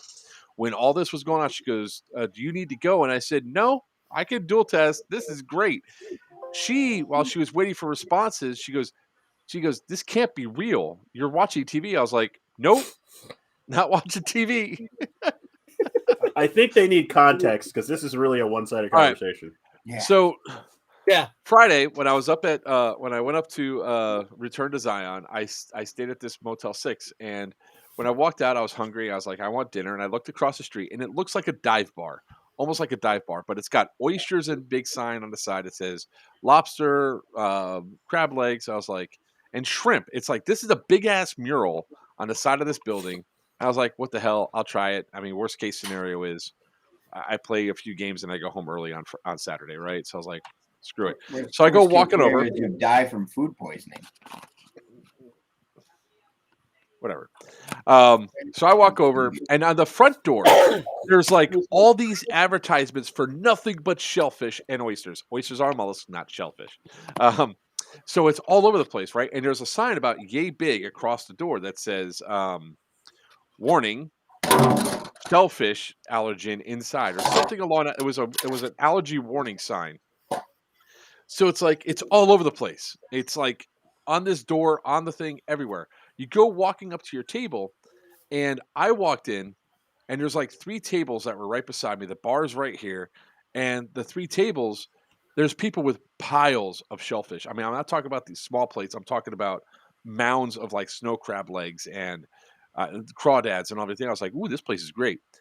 There's a paper towel dispenser like you'd find in the bathrooms on every single booth and every single table. They just pull your things down, and it's got advertisements like 6 jumbo shrimp for $20. And these things are not small. They're like yay big. They were freaking huge. I was like, all right, this is my place. I'm sitting down and eat. So I sat down, placed my order. About 10 minutes later, a Karen and her 2 friends come in. I saw a wild Karen in the wilderness. She sits down at the table. And so she had to walk past all this food that's being consumed because these people, like me, I thought I was only going to order once. I ended up getting like 2 or 3 orders of stuff because the food was that good. And they literally, it's like she looks around, she looks up, and all of a sudden she goes, "Oh, hell no." She goes, "This place has shellfish. I'm going to die." She makes this big scene. Her friends must be used to this because they start shaking their heads. And they did it on purpose. It just goes down from there. I mean, literally just goes downhill from there. She starts screaming. She goes, and she kept saying, "If shrimp juice touches me, I'll die. If it's on this table, I'll die." And it's like, okay, man, well, and then the waitress is trying to explain to her. She goes, so she starts making a big deal about how the food is prepared because of her deadly allergy. And she goes, "Well, ma'am, I mean, we can't separate our cooking space because we're primarily seafood. You know, we're primarily shellfish. I don't know what you want." So that just sends her overboard. She asks for the manager. Arguments start flying, and she just starts. I mean, she goes off the deep end. So now I'm like, "Oh shit, here we go." Are her friends sitting there cracking up? Her friends were not cracking up. Her friends were embarrassed, and they're literally saying like that. So finally, the manager's like, "You need to leave. Get out my store." Now, where I'm sitting at the table, it's like a booth table hybrid, so I could see the rest of the place, and I could see the end of the bar, and there's this little old black man sitting there, right? He's sitting there, and this argument is happening literally 4 feet behind him, and he's like, you can see the look of frustration and everything else. Well, at the point where they say we're calling the police, he orders like an ultimate or a mega Bloody Mary. This thing comes with 5 huge pieces of shrimp on it, right? And like a little steak with like shrimp, bacon, and it's perfect. So she goes, so he orders this thing. Cops show up. Cops are like she's like, I just want to have food. When the cops show, her friends dip like they got warrants. They're like, bye, we're done. They leave, and evidently she must have drove on her own because her car was left behind. So they're going back and forth, and the cop goes, "You're being trespassed. They trespassed you. You're not welcome in the place." Now she starts going about her rights. My civil rights have been violated, and he's like, and they're trying to explain you don't have civil rights to eat in a restaurant. They can refuse service. So finally, the cop's like, he's in the process. He goes, "You come now, peacefully, or you leave, or we're gonna take you away in handcuffs." And she said, like, F you or whatever, or something to that offense. And the black guy took the Bloody Mary, comes, he turns around and throws it right in her face. All the it hits her full on, shit! in the face. She's wearing a white. She's like, it wasn't white, but it was like pink or cream colored, like sweater type shirt thing. This thing hits her full on. This is a big thing of Bloody Mary juice, and one of the shrimp lands right here, right between her breast, right in the cleavage. And she's like, the cop saw it coming, took 3 steps back, and he's like, his partner had to turn away because he started laughing. And then the old black guy is looking like that because she said she'd die in like seconds, right? Right. And he goes, "You ain't dying, you be lying." Here, just like that, just like that. And the bartender pops another beer in front of him. Because it's on me. And then she's looking. I swear to God, she's looking like a used tampon at this point. And she's then placed in handcuffs and taken out of the restaurant. So imagine getting arrested at a seafood restaurant, a shellfish restaurant, where signs are everywhere saying serve shellfish. Whoa. You mean to tell me they serve lobster at Red Lobster? What's next? They have olives at Olive Garden? This is crazy. Oh my God. Now look, now all right, so Red Lobster's a prime You didn't example, arrest the right? guy for assault with the deadly drink? No, that was the beautiful thing about it. And it's like, I think something like that. There was a discussion definitely had with him, right? But those were in quieter tones. And he goes, "Well, she was within 6 feet. She was assaulting me with her Rona," or something along that thing. "You ain't dying, you be lying" is the best line I've ever heard. And he's like, "Yeah." So it's like, you got to be kidding me. But at like Red Lobster, they actually have safe spots, like for food. Like if you have a shellfish allergy, they could prepare food separately because they have a big enough kitchen for it. This place, everything touches shellfish. Everything is like how they were explaining it. Fucking best experience. I mean, it's still going to be one of my best stories where I'm out there because it was. And you didn't have a camera with you.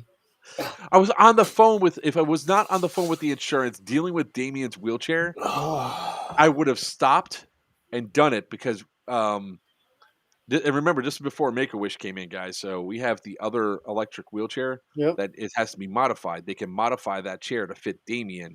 So at least he has an electric. So I couldn't get off the phone because we have to go through all the stuff that's through it for all of his stuff. So it's not like I don't want to hang up this phone with something to do with his medical just to record this. But it was freaking hilarious. I mean, it was funny as shit. I know, Ashley, I really should, but if I would have known that look, I'm going back there Friday. If it happens, I'm bringing my camera and I'm just going to have it on the table just in case it happens, record. But, man, I know it was best experience. And then that night I go back to my hotel and my roommates have to be the room over has to be evicted because they wouldn't shut the hell up. Did you complain? Fuck yeah, I complained. Such a douche. Fuck yes, I complained. Not only could I hear that guy's voice clear as day, I could hear the person he was talking to on the phone through his phone through my door. So I was like, first thing is like, "Hey guys, can you keep it down? F you," and a bunch of curse words in Spanish. And I was like, okay, whatever. So, and look, they were doing this from 10 o'clock all the way till like when I started complaining it was 12:05. So 12 o'clock in the morning, in midnight. Come on, you can quiet down. They didn't evict him until like 1:30 in the morning. But yeah, You need a bulldog or something like that. You know, he runs out in his boxer shorts and has the knife in his hand and looks at them and they just leave. And he's got the new knife too. Yeah, he got the new knife. So just gave him a new K-bar. Weiner. Yo. From my understanding, there is something that you wanted to tell us. Is it time already? Jeez. You know what we can do is, I don't know, everybody else feel like they have to get up for a minute because we can do an intermission. Let's just do it after the intermission. That's fine. Can we do an intervention? Intervention? No, not yet. All right. I believe I think it's 4.5 minutes, guys. Okay.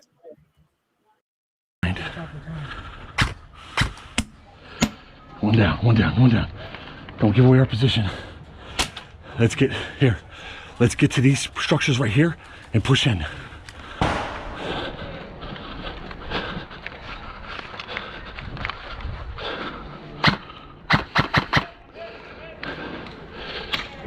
Team.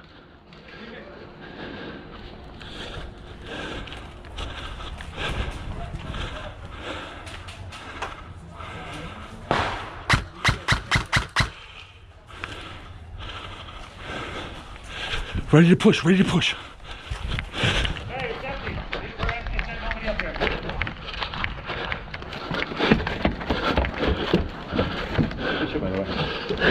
here. Good morning. Father's not here, though.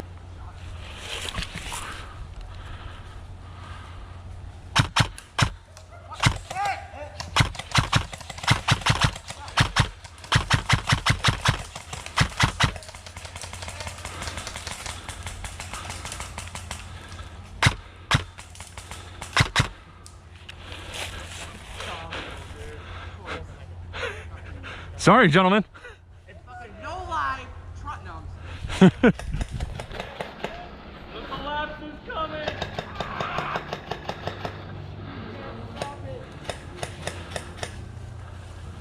I don't know you guys come off this. They didn't say we had to stay in there. Oh, fine, no matter. You should drive a long time. Push.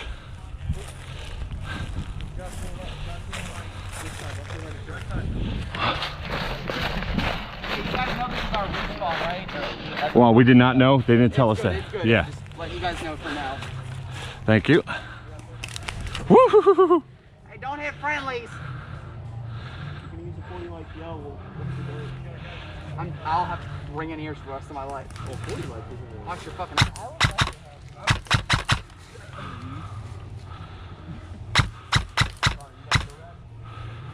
No, I forgot mine up at the thing.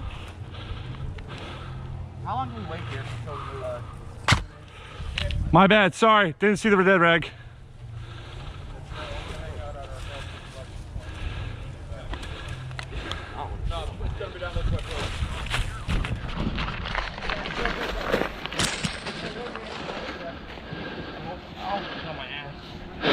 You all right? Yeah.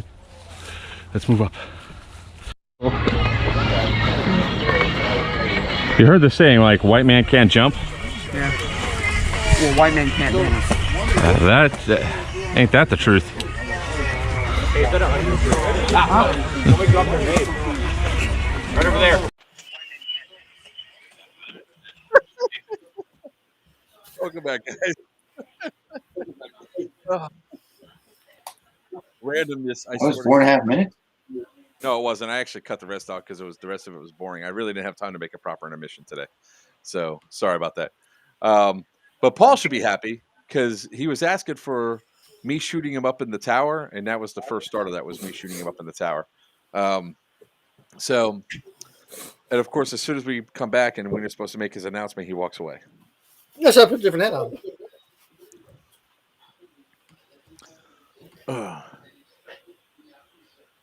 All right, so Weiner. Yes. Big announcement. I have a big announcement to go on. Dun, dun, dun. We have procured a huge AO in the Are you supposed to be southeast saying United this? States. What's that? Are you supposed to be saying this? Yes. I'm not telling you where it's at. I'm telling you we can put 500 people on it easily and probably even more. It will be May the weekend of May 19th.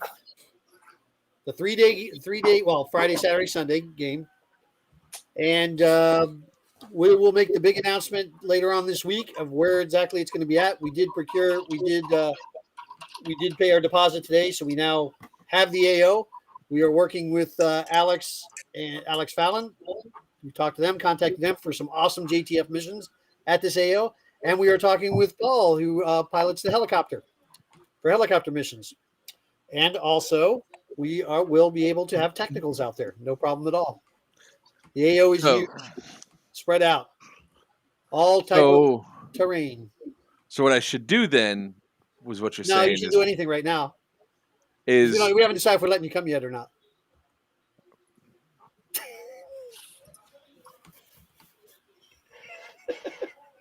We have to have a powwow, discuss it. You invite him. Yes, You invite him. You invite him. I will invite onto him. this stream. When it's time. You do it intentionally to invite him on this stream. Yes, you sir. deserve what you get. What? If we invite him? Oh, wait. Oh, we're talking about I'm talking about me. Gotcha. Okay. We will Ron, we will pow. By the way, this is a conglomerate event also. We'll be in conjunction with A.T.E Airsoft. A.T.E Airsoft and A.T.E Airsoft are doing this. He did scout the AO for us. And got all the information and been handling all the paperwork. He's done a lot to get this AO. So it's going to be phenomenal. It's going to be huge. It's going to be big. Like I said, it's in the east part of the United States. It's not in Florida. God dang it. No, it's you be lying. Be lying. You be lying. I want royalties for that. You be lying. I think that was in a movie, using the movie before. I just have to remember what movie it was. I'll have to look it up. Now, Pop is just ignoring. Ashley's trying to message you, and you're ignoring her, Pop. I know. Well, if people are trying to message us while we're on the stream, we ignore it because we're partially professionals. She's trying to message me now because I ignored her last time. It wasn't that I ignored her. You may or may not be aware that I have a couple of things going on at the moment. Ashley, so I didn't ignore you. I saw you, and I have every intention of responding to everybody who has wished me wished me well and things like that. I do intend on responding to everybody. Was there something wrong? I will get to you, I promise. It has just been it's been a trying month. Okay, I got you.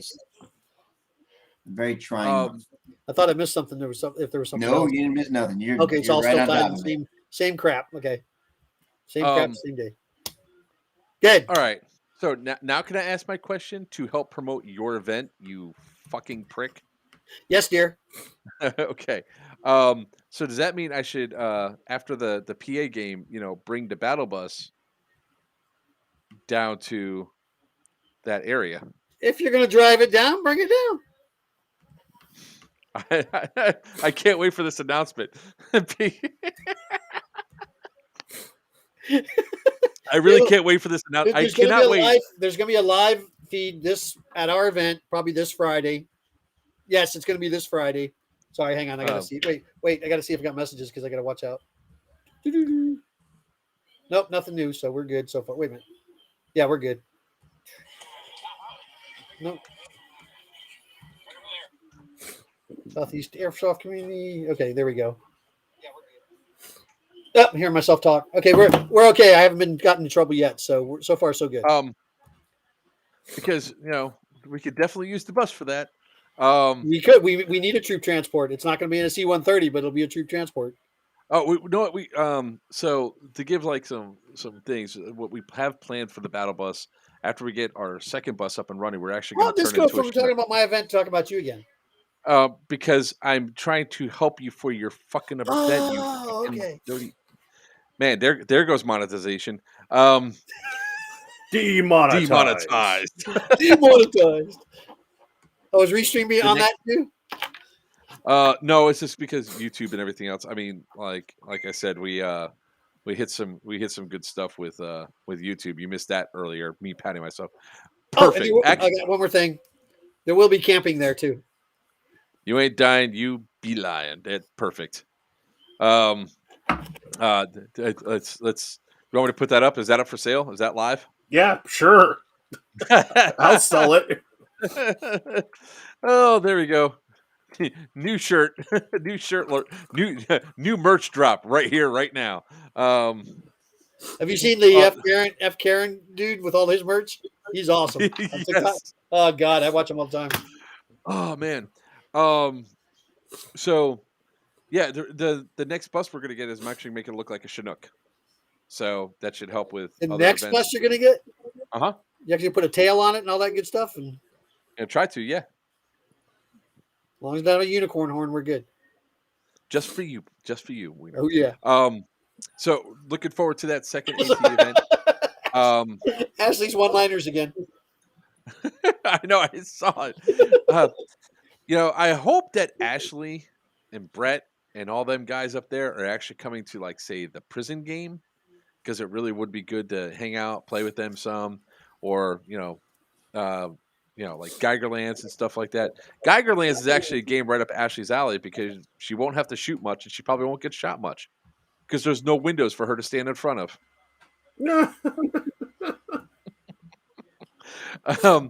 Weiner, I'm waiting to see if this person's going to jump in because he's been asking me questions. I do love it when, I guess this is this person's second or third Milsim event, starts asking questions. For us to receive points, we must control boxes and spin box to our side. But how soon do the points start being added? Right then, or must hold a position for a certain amount of time? So it's, What? I understand what he's asking. Yep. I read it Somebody verbatim. What It he's broke asking my brain. Yeah, well, that happens to you very easily. I guess what he's saying is, are you using your standard control box where you have to hold it down for 10 seconds? Yes. Okay. Yes. The standard control boxes will be there. That's what we use it for points. If they revert, I do believe they don't hold the points. So at the end of each Evo, we go back to that box, and depending on who's control it, the amount of points will be there for the amount of time that they hold it. The points are added for the amount of time that they held it. So whoever held it the most and held it at the last, at the end of Evo, that's who gets the points. Even if it's 1 point at the end of Evo, you get that 1 point. Yeah. Say you changed it before, and those 15,000 points prior to that, they're erased. Yeah. Also, once we radio in mortar or bomb, we must wait for you or the XO to confirm it's a good coordinates with the admin, and then we can attack them. When I don't understand what he means by that. They blow everybody up. I have a feeling it's a two-part question. So Okay. whenever they find something, to be clear, you're not to touch it until you radio command, and we talk to the admins to confirm that we have that component. We talk to the main admin. Yes, the main Yeah. admin and your CO. So basically, whoever finds it, they don't talk to the admin right there. They have to report back to the CO. So they have to let the CO know what they found. The CO in turn contacts the game controller, the game master. Mm-hmm. And then from there, we then tell they have to hold, like the 3-man mortar team has to hold a position while we're using it. We're jumping all over the place, but yes, it's the same thing. It's the mortar. Yeah. Once we radio mortar, there's bomb. there are other points. I mean, there's other flags that they can flip. Hold it as a control point. There's control boxes. There's going to be certain intel and stuff hidden out there to tell you where certain things are. I mean, it's basically mission based, point based game. So firefights and control it and hold it. If you have to, sit there and put a team there to hold that control point so the other team can't get it.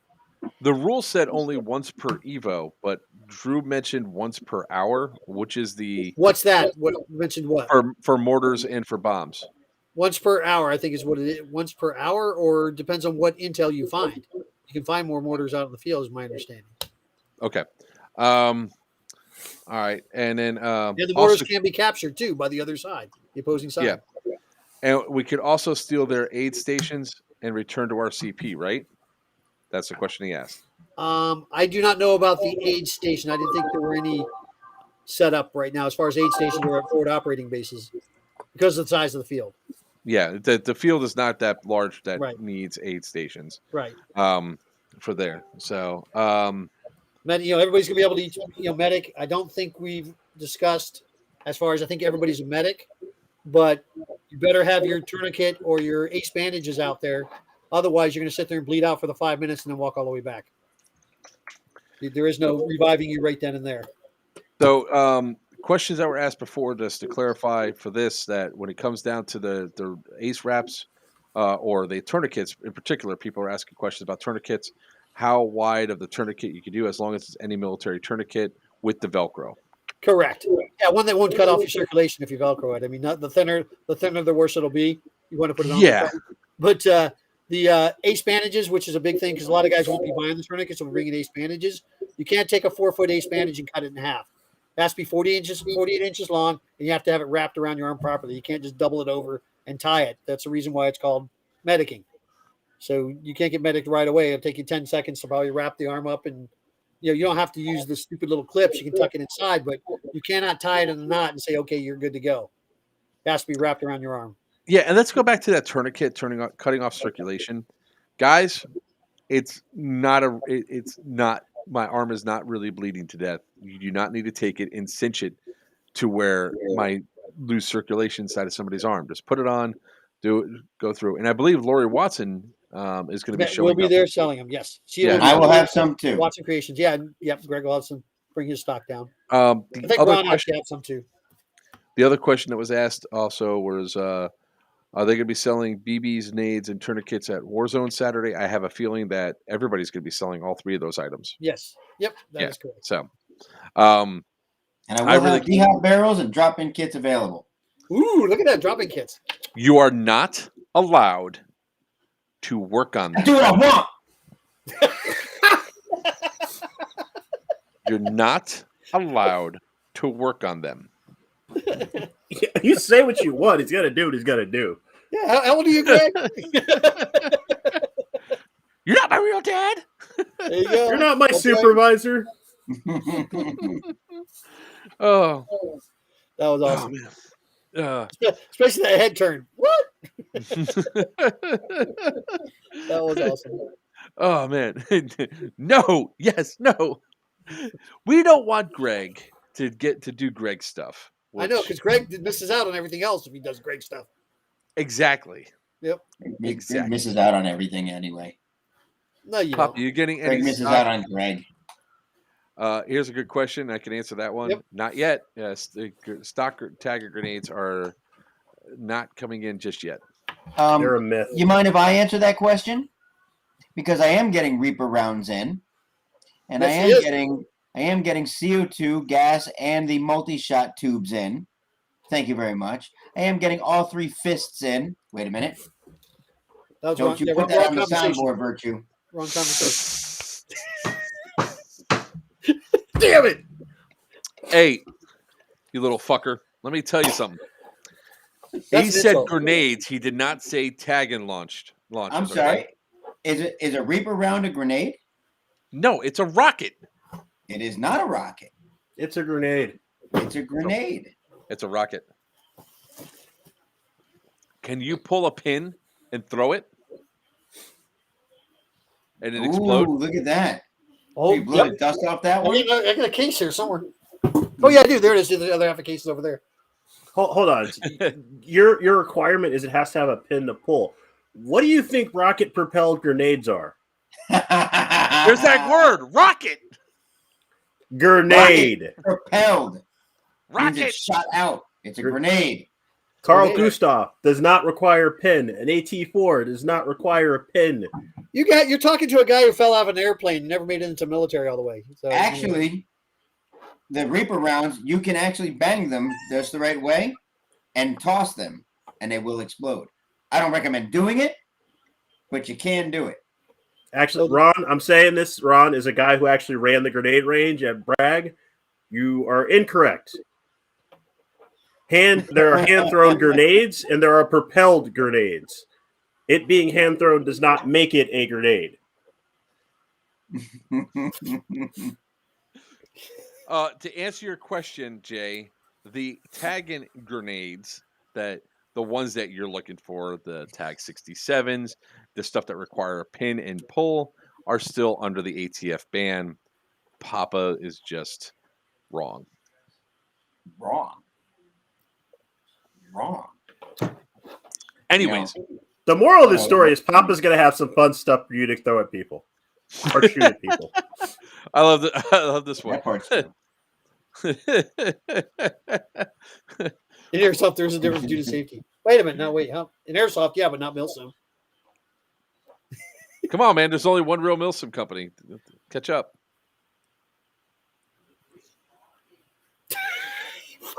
Awkward silence, right on time. Moving along. Next. Oh. All right. So Weiner. Yes.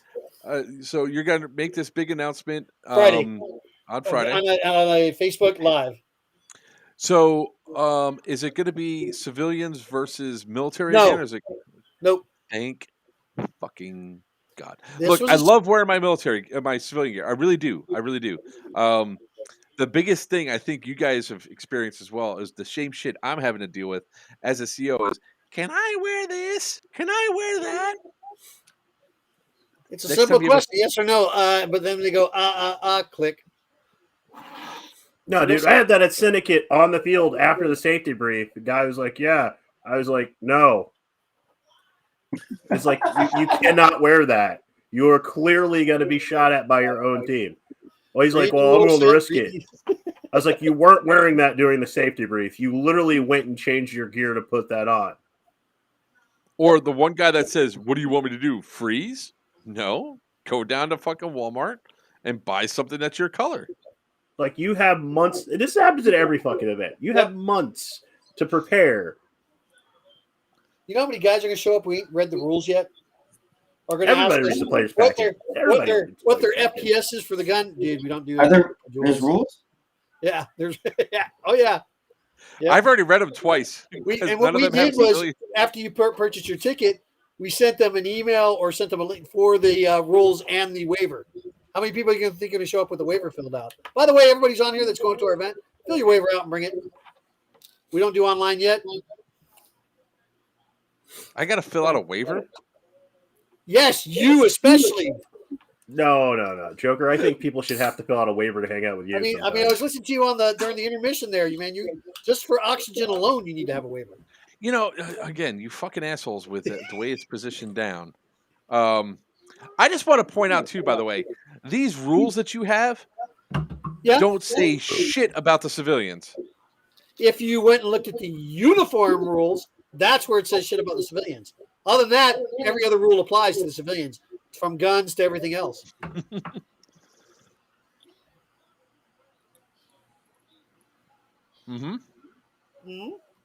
TAN approved.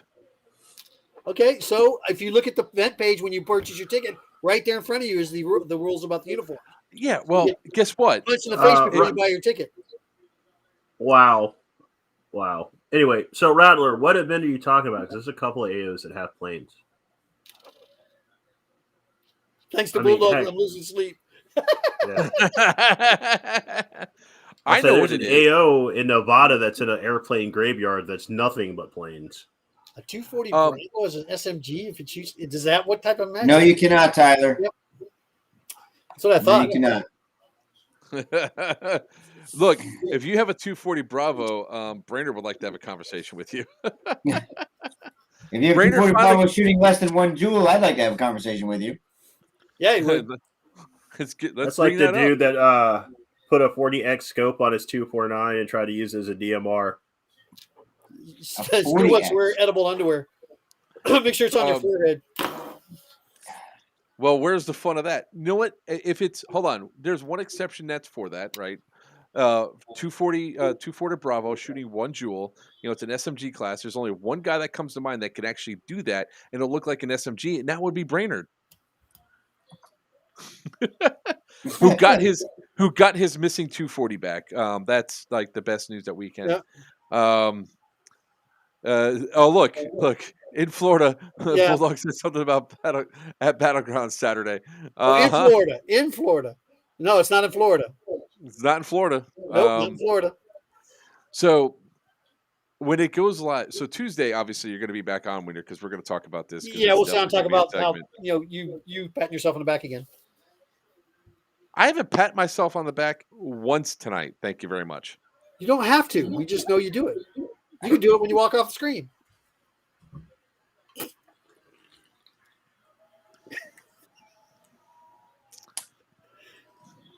I gotta have a drink right now. Hey, Sid, you see that, by the way? See what Rattler said? He bought that from me.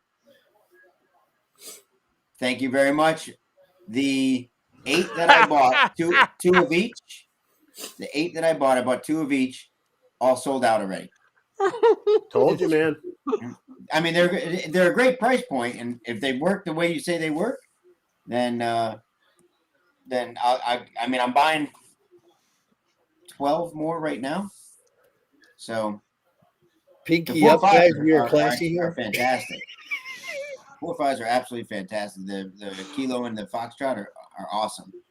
Yeah, and that sick mag How about adapter. when he's So if taking you a have drink? M4 mags, it's fucking It's Yes. Yep. I got I'm making a Foxtrot 4.5 for Bulldog. HPA in it. So you can keep the 4.5, you can keep the 4.5 cal in it. Tune down, BSMG. Oh, Jesus. Pop it out, tune up, and be rifleman. Yeah, if I could actually keep them in stock, I was thinking about doing the same thing, just so I could have a dual-walled weapon. That's just awesome. What? The perfect evolution of beards. Wait, hold on. Let me go Which ahead way and does it arrange this. go? Give it a guess. Wait, hold on. Which way There we go. I'll do it right. I'll do it right. There we go.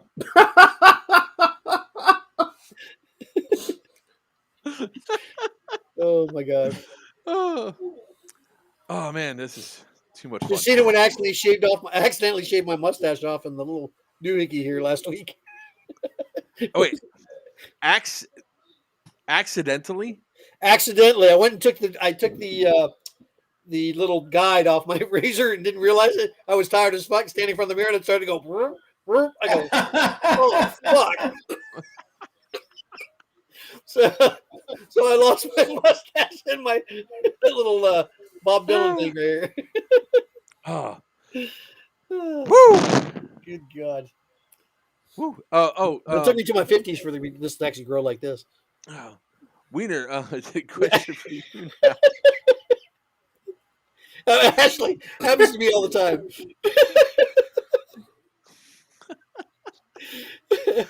Oh God, Ashley, where the hell have you been? It took me to bring her out. See? So the only thing we have to do is bring out the wiener for Ashley to come. That's right. Bring Got out it. the wiener. Yep. So Wiener, now that Good. now that the cruise is canceled, does that mean you're now opened up to come to another event? What's in that? April? Now that Actually, I can get some relief in April. Going, fuck, I can sit home. Why? What's going on in April? That weekend in April now? Not that weekend. I'm just saying. I know we had conversations. Oh, you want me to come up north? No, I think I'm already going to someplace else now. He's got to get his hair done. Is it time for Tech Corner yet? I mean, are we done? We're only 2 hours in. You shut the hell up. No, I shall not. I've been quiet this whole time watching you guys derail everything and then some. So no, not you guys. Not you guys. A person down there in the corner that has gone through like 5 different hat changes on this stream. Wait, gotta go one more. 6. Anyways. I mean, when your hairline is receding that fast, you got to do something. It's been that way for a while. It's in full retreat. So all bullshit and all joking aside, we'll try to get back to the professional level here again. And if Wiener interrupts again, we'll just kick him off the stream. But we have a lot of great events that are coming up here in the real close future. So holy crap, we do have Aftermath. I can't wait. So we can go ahead and start raffle stomping through the military, pushing down. We have a pretty good strategy in place. For those of you that are on civilian, we'll be doing. Greg and I are going to do a quick live stream meeting on Thursday, I believe. That's what we said, Greg, right? Sorry, what now? We were going to do a quick meeting going over the strategy on that page, the Patriots page. We're gonna talk. Was I not paying attention to you? Probably not. Nice. Moving forward, talking so to you. Thursday night at 7:00 or so, we're just going to be on there for a little bit. Look at that, another glorious sponsor of ours, Grindhouse, Grindhouse Coffee. The pinky's in the air too. You almost got the pinky in the air.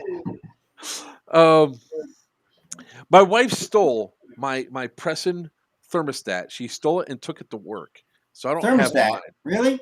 I So like how do you keep the house temperature regulated? You illiterate Now you're shit. starting shit. Now you're You derailing and illiterate starting shit. shit. You said Airsoft's thermostat. about Airsoft's all about the wiener and Joker's meat in your mouth.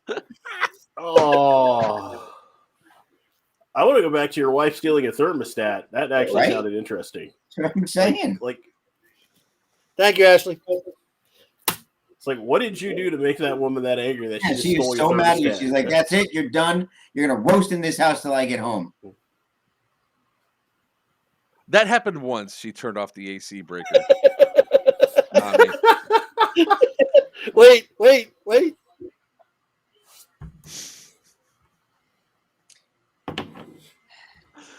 Anyways, like I said, I'm trying to get on track and talk about these things. We're trying to be somewhat professional. That shit's going out the window. Wiener, I'm gonna have to kick you off the stream if you can't control yourself, sir. Sorry, I'm playing to my fans over here on the right. Anyways, A.T.E is gonna be an awesome event. Yes, it Aftermath's is. gonna be great. The following weekend, I'm gonna go up to see my. It's like everybody else should be jealous because I get to go hang out and play with Sin all day on the 22nd and 23rd. The rest, fucking asshole.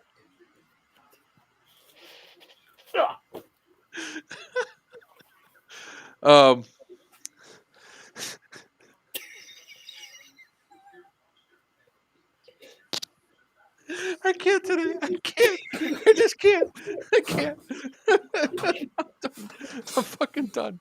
Oh, I'm fucking done. Anyway, yeah, so coming up on the 22nd. Shut up.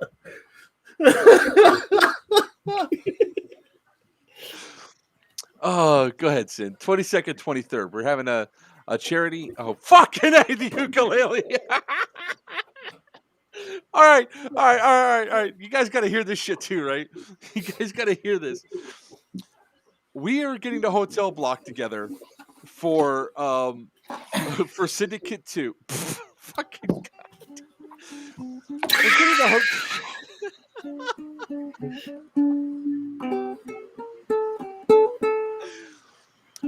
Dylan and I called today, and we called the Grand Altoona Hotel to try to get a room block there, right? And I said, yeah, we're looking for, anywhere between 50 to 80 hotel rooms. What can we do at the Grand Altoona? He goes, what dates? I said, April 29th through May 1. He goes, hold on a second. There's something there that weekend. And I was like, what the hell is it? And it's the Algary Yuki Ukulele. Collective. No, it's they call it the Yuki or something else collective. It's not the full ukulele. Then you go in and listen. It's a ukulele convention. Is beating us out on hotel rooms. Is this for the Central Penn? That's for Syndicate. So we're not at the Grand Altoona Hotel. We have a hotel. But it's a fucking ukulele convention. Since like, well, where do you expect them to go? I said anywhere but BFE freaking Pennsylvania. I was like, Hawaii makes perfect sense. Hell, that's something like belongs in Wisconsin. But in Altoona, PA.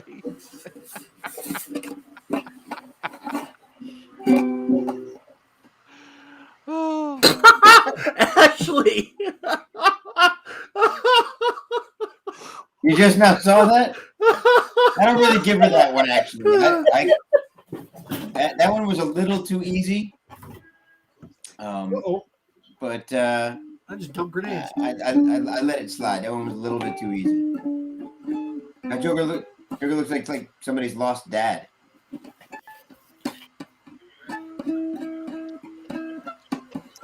I'm and fine.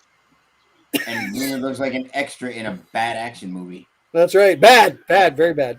Very bad Very action. bad. Like, Yeah, I'm Actually, waiting for it was a major Just- point. Seagal's going to slowly come through the door right now. Yeah, When I pull- I'm I'll, gonna go I'll pull take this blame down. for that. Banjos are playing. That's why I put this hat on.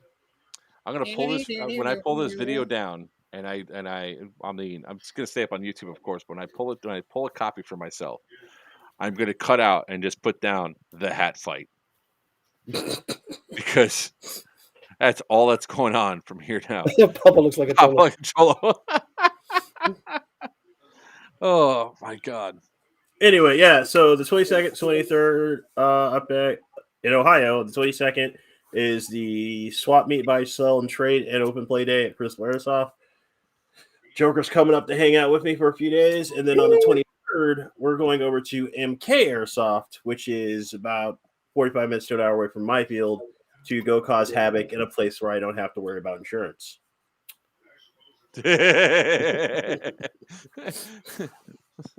And Gabe is so looking forward to that. Whoa, what the hell? Oh, kid? I bet. What happened to the side of your head? What side of my head? Yeah. What you mean, like right here? I mean, that No, bad the hair other right side. now? No, what'd you do? Close shave or something? Or did you lose half your hair doing something? I got a haircut. Oh, I thought you got stuck in your wheel well again or something. Shit, ripped all that stuff off. Yeah, some of us, Wiener, still have hair growing on our head. Oh, I guess hair We grow on don't my have head. to rearrange it. Some of us. I can let mine grow out and really rearrange it. So Hey, Wiener wakes up in the morning and has to. it's just mine's gray and the light in the room isn't helping. So it's there. Mhm. Here, Let's you have go, all my Wiener. hair back. There it is. My Just yarmulke for spot you. is grown back. We're good. That's why I need to come in with a yarmulke. Put on your yarmulke. Havana, Havana, oh. Oh my God! You didn't get one of those words right. What's that? You didn't get one of those I words got every right. last one of them right. What are you talking about? No, you didn't. No, you didn't. It's In my mumbling. mind, I did. Hold on. Check chat. Joker's fade is still downloading.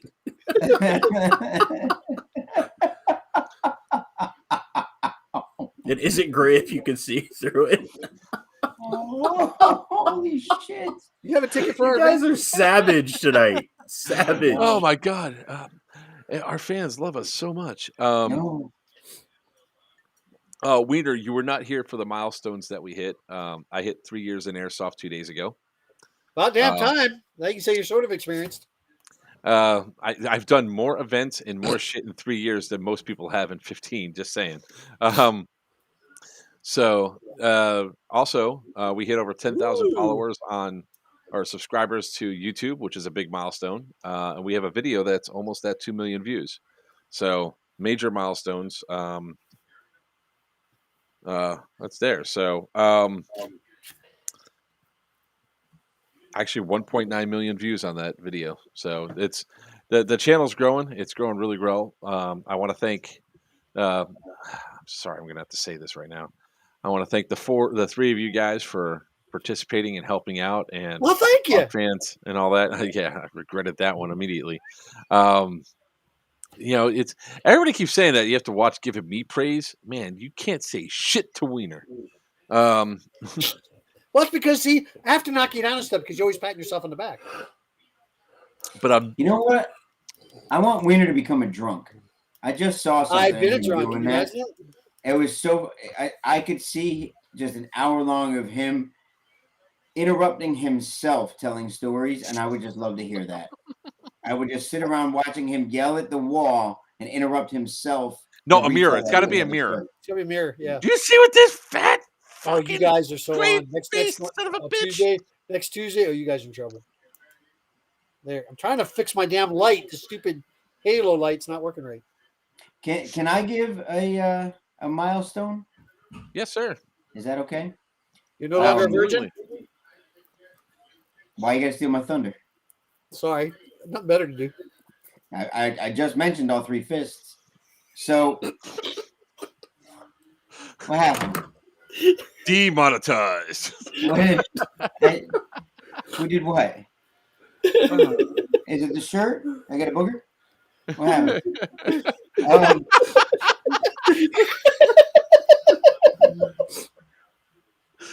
Oh Jesus!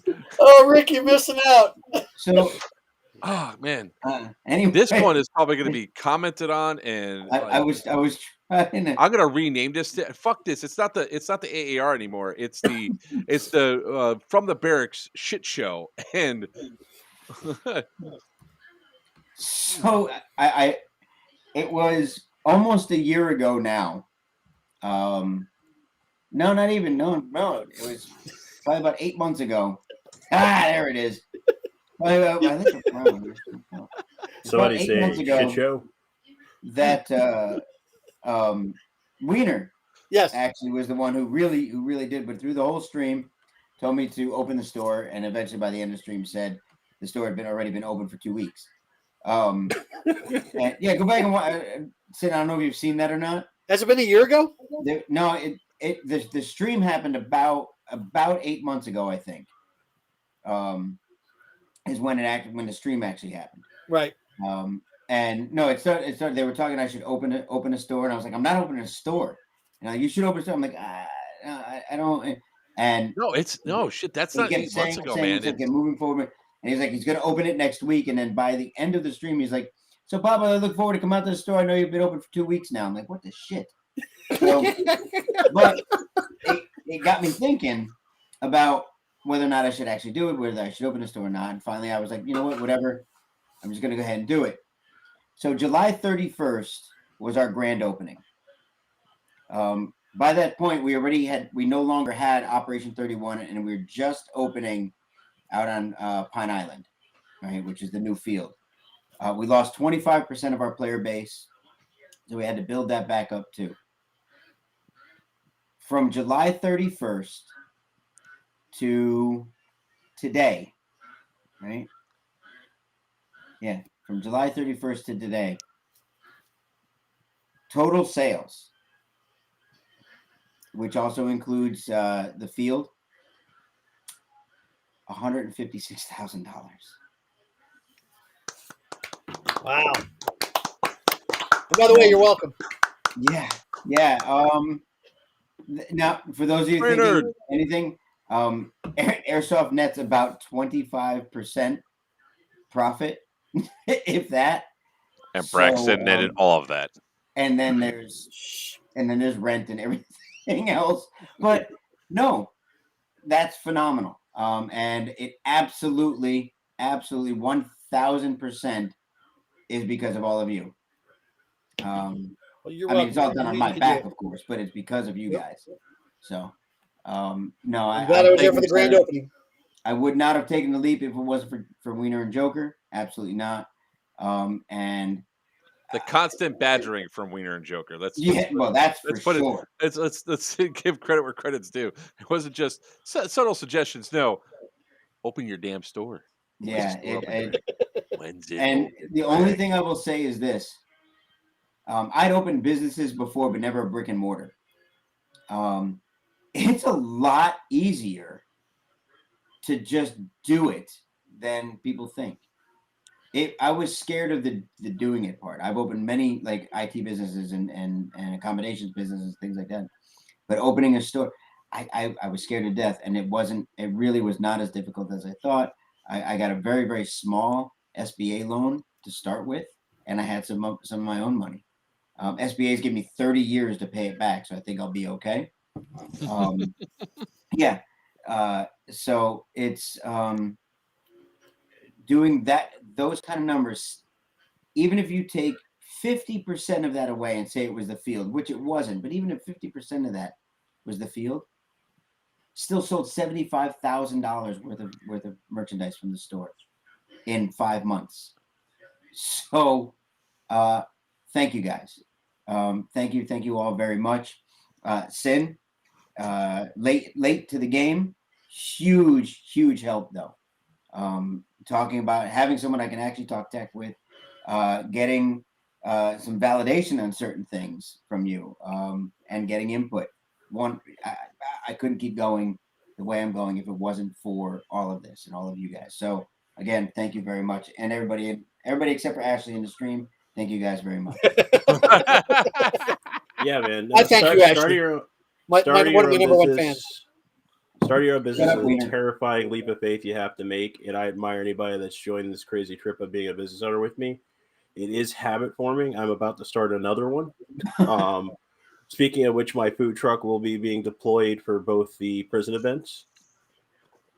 But no, man, I tell people all the time, like they ask me, like, how do I have my hand in so many pots? It's terrifying. It's like once you do it once, you know what not to fuck up on the next time. Yep. Yep. It's kind of like running events. Yep. Like, Yeah, and I pretty love much. it too that I love it too that when you form it, when you do a business, you start a business, you make all the failures and everything else that happens when you do your business for the first time, and then then you go up and you see somebody else about to make the same mistakes, and you try to tell them, "Hey, you shouldn't do that." No. Your No, business. they never listen. You gotta love They that. never Oh listen. yeah, your You gotta love business that. failed. Yeah, listen to what failed, and work on it so you don't run into it. Yeah, listen when people are telling you that have had businesses that are saying, "Hey, I wouldn't do that. I would do this." Listen, all right, whatever. You're just gonna be another one of the long line of statistics that happen um, with the businesses. So Yeah. there's a lot of like the people that we bring onto this stream. We bring them on to obviously to promote their business and everything else. I mean, Sin's here to promote his stuff. Papa's here to promote his stuff. Wiener won't shut the fuck up about his stuff. They're all here to promote the stuff out, but we bring together a collective of really good individuals that could help you become better in just about every aspect of what's there. I mean, shit, I don't think there's a single one of it that closed anybody off either, except for Ashley. I'm just cool. Evidently, Ashley is so cool. She doesn't have to come around for months at a time, and she just disappears, doesn't comment, and just all of a sudden she's here. Goes up for her wiener. She didn't come for her wiener last time he was on. Oh yeah, she You know what? well, she didn't know I- me enough to make the comments yet. I can't. I'm just No. gonna let that one go. It's not worth it. So many. The quote is running through my head right now. I am right there with you. Ellipses. She didn't come for her wiener last time he was on it. Ellipses.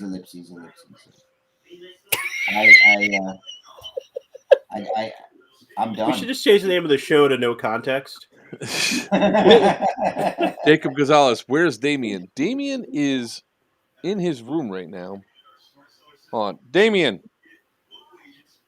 what are you doing? Do you have pants on? Never mind, stay in there. So Too much for her to handle. Demonetized. well, look, so a lot of people like say that when it comes down to a kid with a disability, especially in a wheelchair, there's certain precursors that we have to go through. It's like if somebody comes over to the house, 1 second, let me go shut Damien's door. I'm here to see Damien. All right, 1 second, give me a few minutes. Probably got to get him dressed. Why would he not be dressed? Because it's so much easier to clean up if he doesn't have pants on.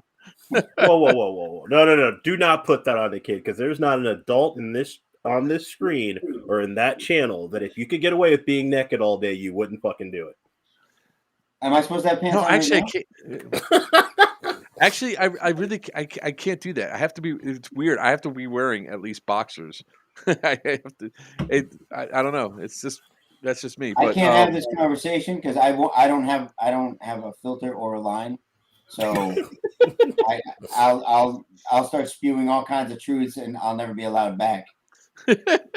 But when it comes down to like something like that, it's just easier for me to use the restroom. It's 9 times out of 10. So it's like, Damien, you decent? No. Okay, stay in your room. Yeah.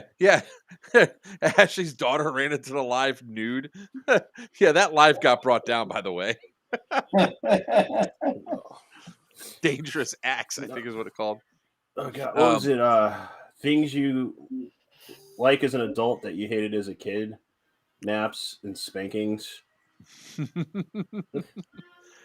I guess running around naked's right up there with that one, huh? Yep. I've always loved all three. Actually, I don't like naps. What? I get You were in the if I- army. How do you not like naps? I hate Yeah, naps. it's time dude. for I naps. hate naps. I really do. It sucks to throw. If I take a nap, it throws off my entire night. I won't go to bed till like 5 o'clock in the morning. It's weird. I embrace my sleep, the little that I've gotten in the past 30 years. So when I do get a chance to get it, I'm like, all right, here we go. And I'm out. If you mess that up, we got an issue. Unless I have to take care of something, and it's okay. I wake up for no reason and I'm upset. If I'm Yeah, sitting don't think I comfy didn't on the notice that, couch, I Wiener. get that 10-minute. What's that? I don't think I saw that, Wiener. So what? Don't you? You know exactly what you did. I just grabbed my cup and drank. Uh-huh. Pinkies up. Pinkies up. Jeez, I dream about napping. Well, I'm napping. I'm right there with you. Like, we joke around the phone the other day. I'm doing paperwork, and like, if he wouldn't have called me, I'd have probably taken a nap. So, with that being said, guys, towards the end of the segment, we always towards the end of the day, we always start off with some tech time.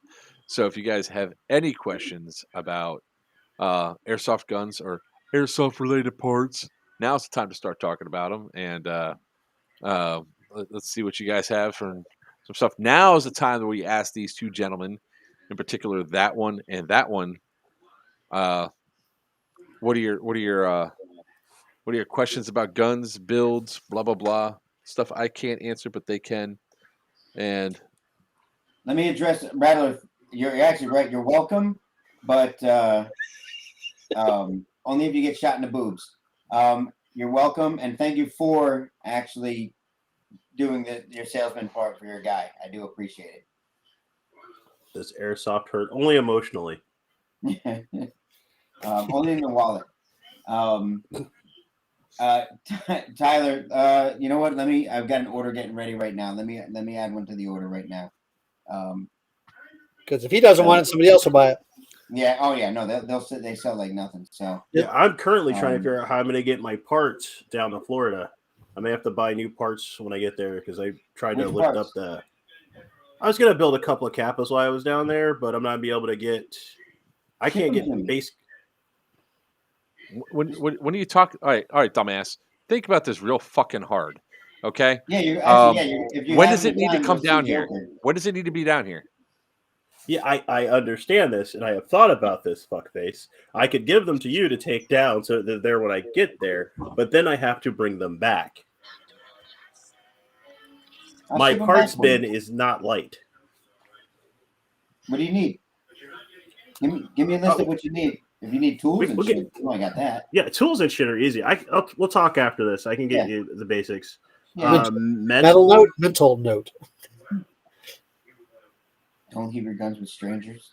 All right. Oh, yeah. Well, Greg's definitely strange, but he does a good job with your guns. Yeah, but it's not stranger danger though. Ricky, right now we have an order of parts coming in. We should, and I do mean should, be completely stocked to take care of most of your Kappa needs once you get up to the field. Depending on what you need. I should actually have enough parts to do full rebuilds if needed. I'll take it all down there. Just take it all down there. Easy peasy. There you go.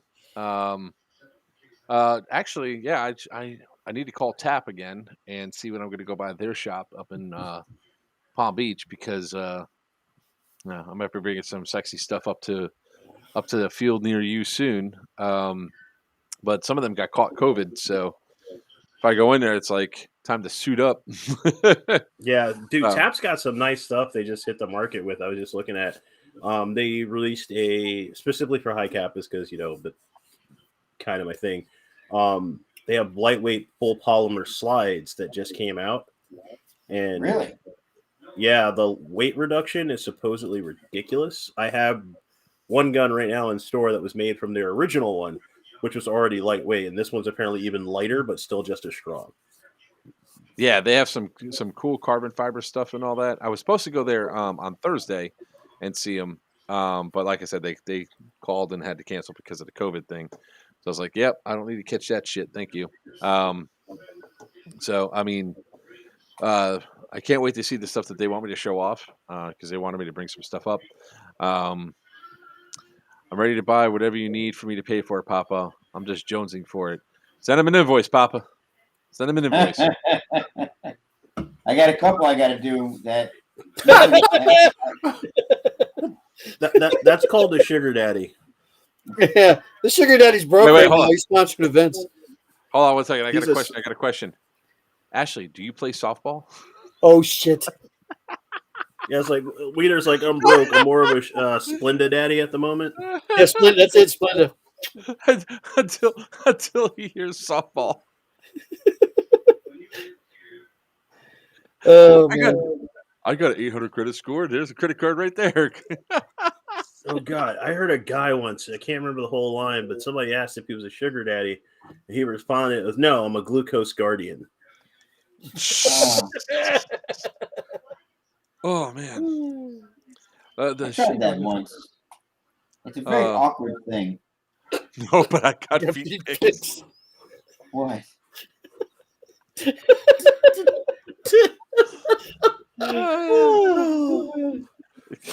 Oh, I feel a cold shower coming on. Here comes Brett. I know. I'm waiting for it to show up on here. What the fuck are you talking about? Oh, But yeah, no, you guys got any actual tech questions we can Yeah, answer? for real. Come on. Let's go back to tech. Yeah.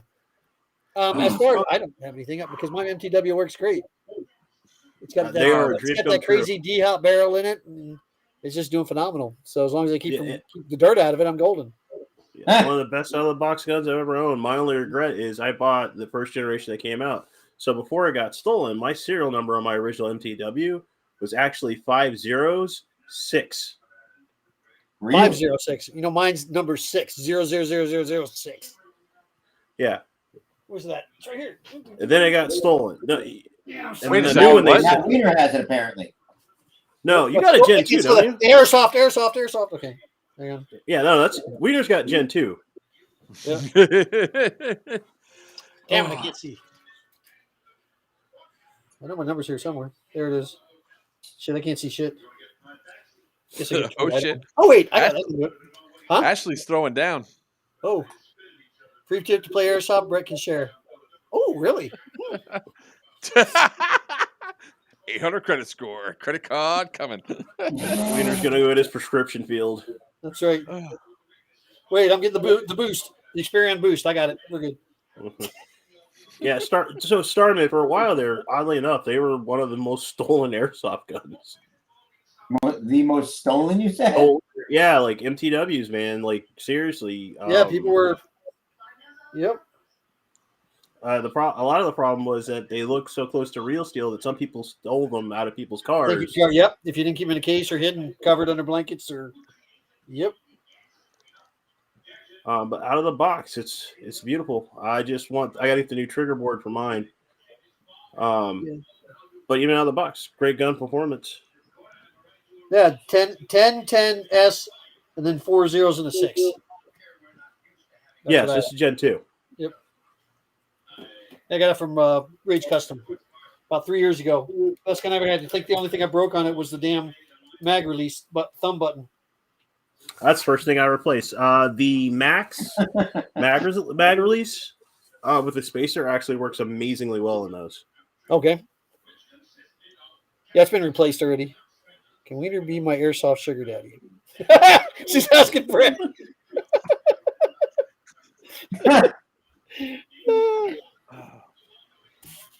Yeah, I'll probably run mine next weekend. I have literally solely been running. I got the Galaxy High Kappa, and I've been abusing it. And the thing is just holding up so damn well.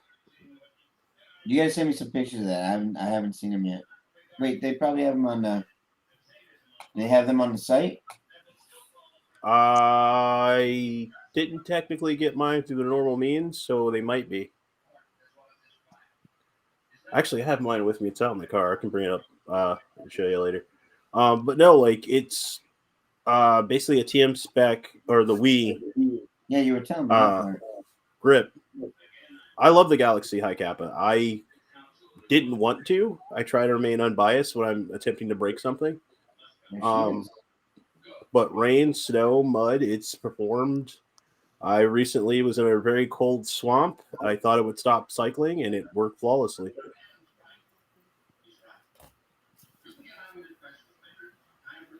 They even have different. So they get different slides for it.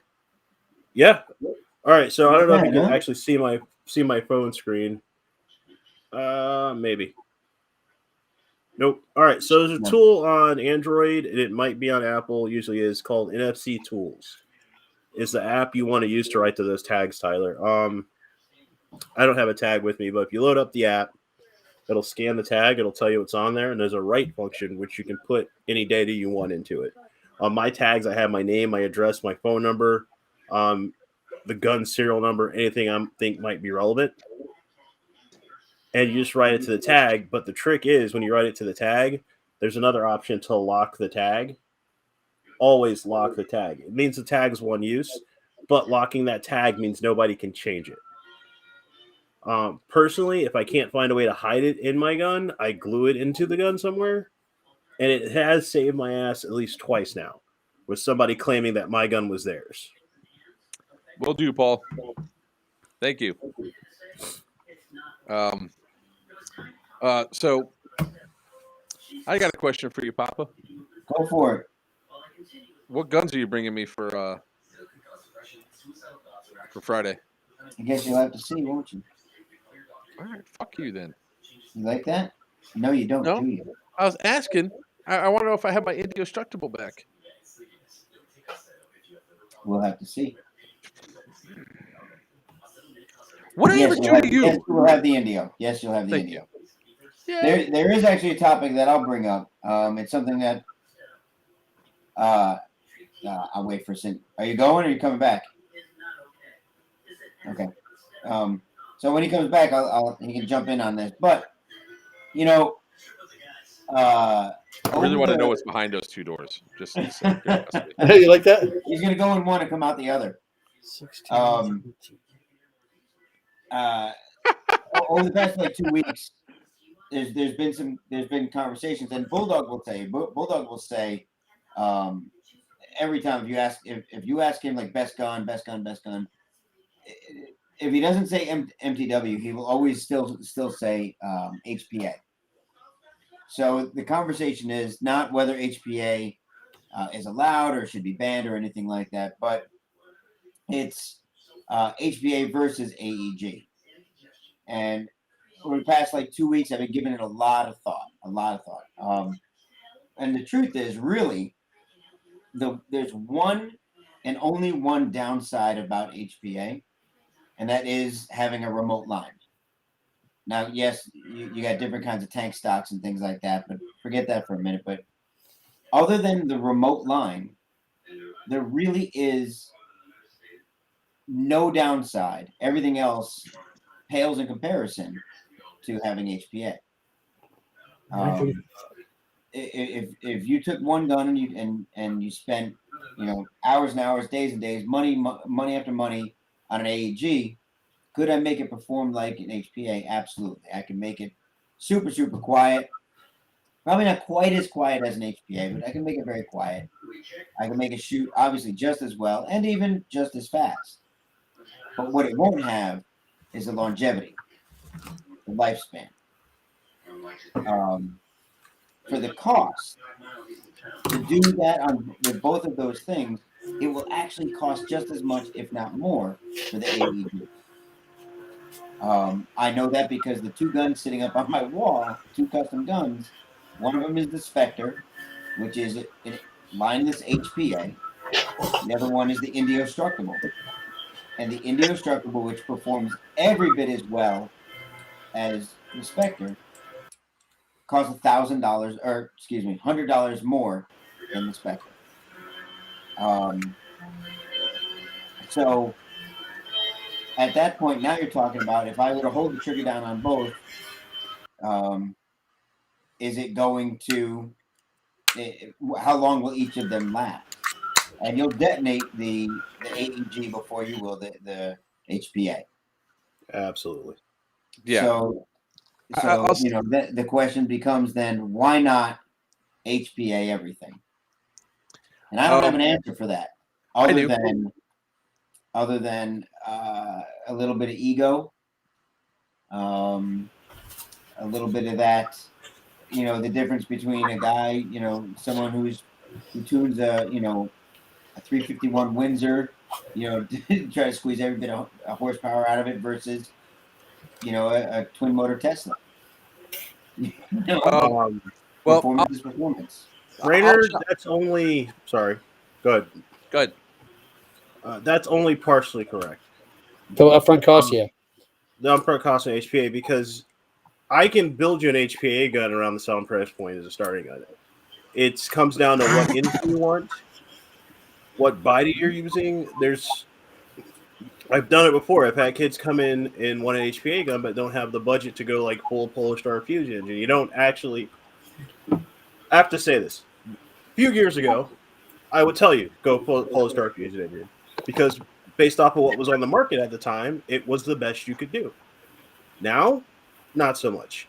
You got Redline, you got Wolverine, Mancraft. As much as I hate them, there's tons of other companies that make engines that perform just as well. My personal favorite HPA engine of all time at the time was one of the cheapest ones you could get, and that was the Valken V12. As much as everybody hates Valken, it was, at the time, a much more air-efficient system. It had one of the greatest programming gimmicks they ever came up with, which was everything was programmed through your trigger. So you didn't need all the extra shit sticking out of your gun. I personally love the V12. I wish they would bring it back. But upfront cost on it, I've seen more people spend upfront on an AEG out the box than it costs to build an HPA gun. Oh yeah, Crytek fanboys know exactly what I'm talking about. So I get these both in screen, right? And looking at both of them, most people wouldn't be able to tell which was which or anything about them, right? Joker knows, obviously. Joker knows. I think, and Weiner, I think you know the difference between them, right? One of these is an HPA. One of them is an AEG, right? Hold on. Fuck. I was gonna let check it. Oh, let me guess. But sorry. No. Anyway, so this is the HPA. This is the lineless HPA, right? This is the AEG, right? They will both shoot as far as each other, and Joker knows they'll both shoot. I might be able to turn this up fast enough if I put 11.1 in and all that. Turn this up fast enough to make it outshoot the AEG as far as RPS goes. But it's lineless, which means I'll do that and I'll be out of CO2 in seconds. And then if I do that enough, because it's CO2, because it's lineless, I'll freeze the line. So you don't want to do that either. But this is $1,300. This is $12. If you look at the rails are identical, right? The bodies are a little bit different, right? But a lot of it is very similar. The engine costs what's retail on a Inferno Spartan? 3 something? 368 or something, isn't it? Yes, yeah, about this. So the 360, 370 range. The Spartan's a little bit cheaper because that's actually trigger programmable. I tried to. So even with the cheaper, that's the Spartan. And then whether you were going to go with a line or you're going to go with lineless, a line you still got to pay for a regulator. Lineless, you're paying for the race stock. It's only a little bit more than what a regulator is. So cost wise, you can definitely be almost exactly the same for AEG versus HPA, getting the same performance. So why? Yeah, and with the tank line and rag, Brainerd, again, we come back to a few years ago, you only had so many options. Mm-hmm. Now there's a metric ton more. I know a guy that's doing custom lines, which actually are pretty cool. He's made me a color change line. I can't wait to get it in the mail. Something like that. Braided lines. There's so many other options. So yeah. Yep. Legit I question. line after 3 years, I finally had to buy a new line. Yeah, and again, it's cost investment. If you think of your tank line and regs the same as you would batteries on AEG, I'm more likely to kill and blow up batteries than I am to screw up my tank line and reg. So, sorry, yeah, joules. Or even your engine for that matter. I forgot the O. Whoops. Anyways. Yeah, I realized that that's why I knocked it down real fast because I spelled it wrong. Yeah. Good. AOULES. So as a player, Mhm. as somebody goes through, when it comes down to HPA, and as many fields that's looked at, there's quite a few fields that don't like HPA, so there's a restriction there. There's no fields that have a ban on AEG. So I've been at least 5 fields that have HPA bans. There's I mean, it doesn't affect me anymore because I have a tank and a scuba tank with a fill station, so I can fill up if I want to, especially for the vehicles and all that. But the weight factor is vastly different over an HPA versus AEG. AEG tending to be later because you don't have to carry around the extra accessories for it. This old man doesn't know anymore because I've been doing it for so long, so you can't even tell though. That's fine. As somebody who uses both, I feel the difference with having a tank without having a tank. And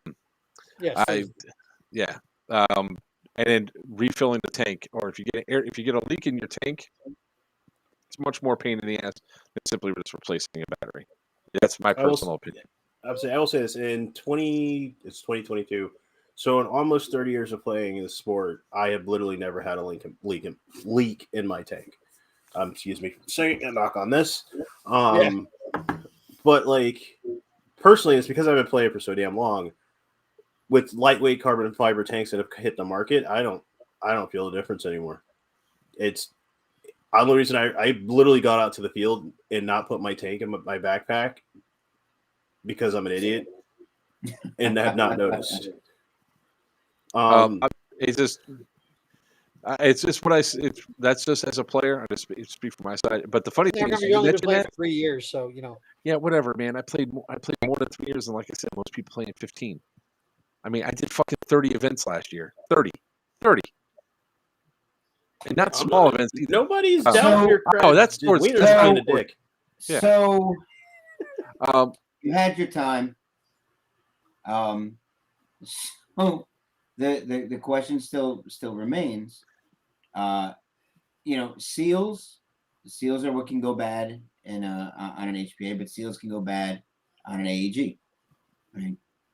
Working on an HPA, if you know what you're doing, if you've got a tech who knows what he's doing, is easier than working on an AEG.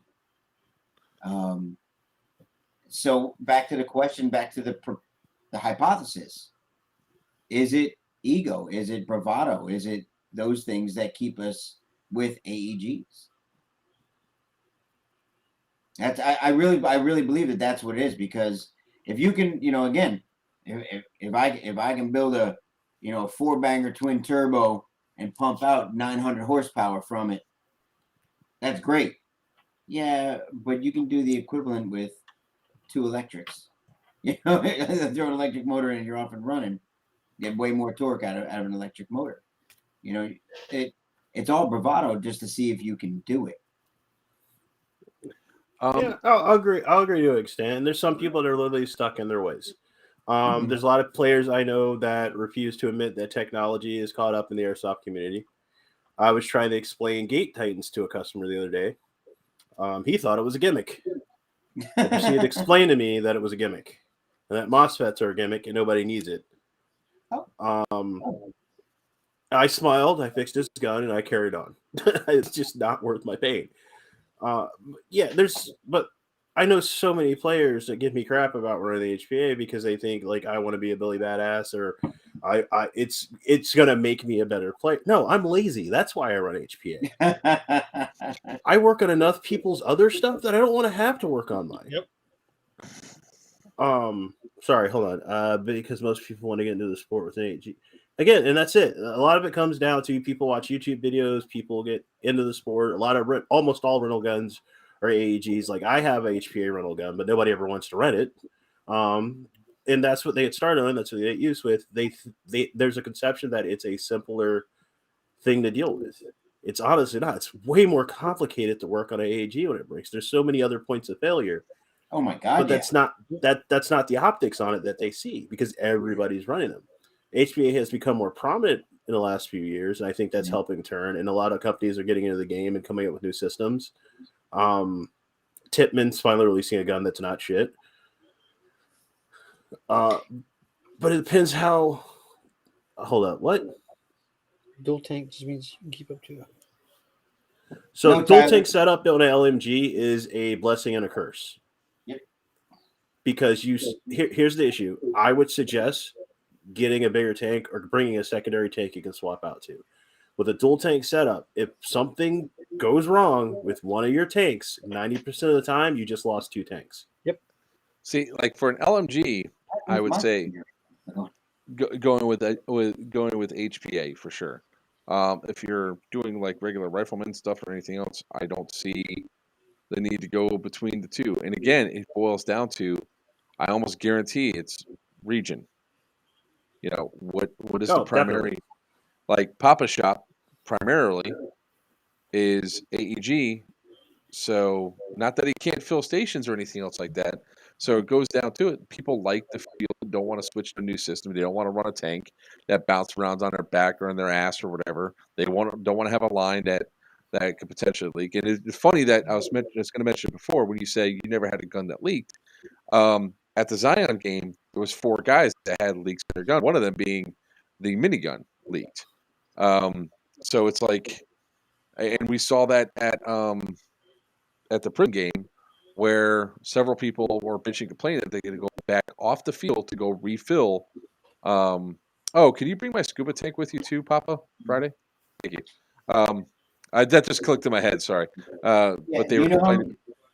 Yeah, they had to go back and refill their tanks as well. So I think that was like the biggest frustrating factor for them, anyway. Let me counteract that point real quick. Do you know how many people came off the field unable to play because their batteries were dead because of the cold? The AG's up there. Yep. Yeah. I'm gonna say something, and I'll wait to see if Sin agrees or not. So, because the price point was set for HPA, is where the price point is for HPA. If you know what a poppet is, if you actually took an HPA engine apart, especially something like a Kythera or any mechanical pneumatic, forget about the electronics. Mechanical pneumatic engine, it does not cost $300. I'm sorry, it's not. It's honestly, it's probably $75 in CNC material at the most. Now, there was a lot of technology that went into it, a lot of R&D, a lot of all that. So absolutely. Yep. But it was. You know, it doesn't cost it. If the entire industry went over to the HPA, you would see that cost go way down, because there's no reason for it to be that high anymore. You know, AEGs use way more material, absolutely way more material. It's way more CNC that goes into. I mean, if you have a good AEG, there's a lot more CNC that goes into it. If you get using good gears, things like that, for sure, absolutely 100%. So cost-wise, it doesn't have to cost that much. It's the Apple syndrome. It's literally, you're paying for branding most of the time. So next time I get invited to a factory tour, Mark, or Joker, I'm going to see if I can drag an extra body, because we got to go on the Lancer Tactical factory tour, and we got to see their cost analysis. They were talking to us about a bunch of stuff. What's up, Les? And the cost of making a single gun is nowhere near the price. It's crazy, right? It was so. I didn't sign an NDA. So we got to go on a tour of the Lancer factory, and it was back when the Gen 1s came out. And I think the 10-inch one that they were classifying as like a DMR, the market price, like cost of materials and everything, was less than $5. On a gun, they were selling at MSRP, I think it was like 2 something. Which gun was this? Was this fairly recent, or was this back pop metal guns? was back in the pot metal guns. Okay, yeah. They're a little more now, but yeah, no, you're absolutely right. I did want to point out one thing Steve said. When it comes to traveling with your tanks, it's a bigger pain in the ass to travel with HPA tanks than anything else because of the airlines. Huh? I travel with mine all the time. You just unscrew the on-tank reg and they leave you alone. Like, how are you getting hassled? Do you check yours? He or doesn't do you, use HPA, though. do you carry it on? Because when I checked mine, they actually took it out of the bag. When I check mine, I literally, I unscrew the actual input from the tank itself. I keep them separated. The guy literally looks, shuts it, and I wave on. They have never once taken it out of my bag. Well, you check or you carry it on? When I check it. See, when I checked mine, when I went down to Texas, they actually took it out of the bag. Did you separate it? I didn't take the primary reg, like the actual gauge. I didn't take that off, but separate it because when they go under X-ray, that shows as a void that's full of air and it looks like a bomb. That's why they take it out. All right. When I'm flying, I get everything checked as if it were a real firearm, regardless. My tanks are separated out. Sometimes if I know I'm flying Southwest and they're anal, I'll put my regs in a separate bag. And every single time in the last, I don't know how many years, I've flown maybe over 100 times with my stuff. Never once had them take it out of the bag when I've done it that way. You should write something up. And I'm being serious. It's serious. Something up. Yep. Because there's so many people that have issues with traveling with the tanks that that it causes, like, that's like some of the main concerns for people wanting to go to some of these events. It's like, as it stands right now, I'm hauling for the prison game, I'll be hauling a bunch of people's gear up there. Well, one, it's cheaper for me just to haul it as opposed to paying the baggage fees. But the second, if it's HPA, biggest problems we've been having has been with the bottles. Yes, again, break down the bottles to make sure there's no pressure, because when they run them through the test, if it shows a void that's under pressure, they assume it's a bomb, which makes sense. Then again, you can get the asshole TSA agent that just got his orange vest and wants to be a super cop. One of my best stories that happened was when I literally, that's right. Like, I had people tell me about this all the time. Yeah, so that unscrews. This part right here. Whoops. Yeah, that unscrews. From right there. Okay. Yeah. What do you use to unscrew it so you don't damage anything? Just I have an AR wrench. Okay, AR wrench. Gotcha. Got one.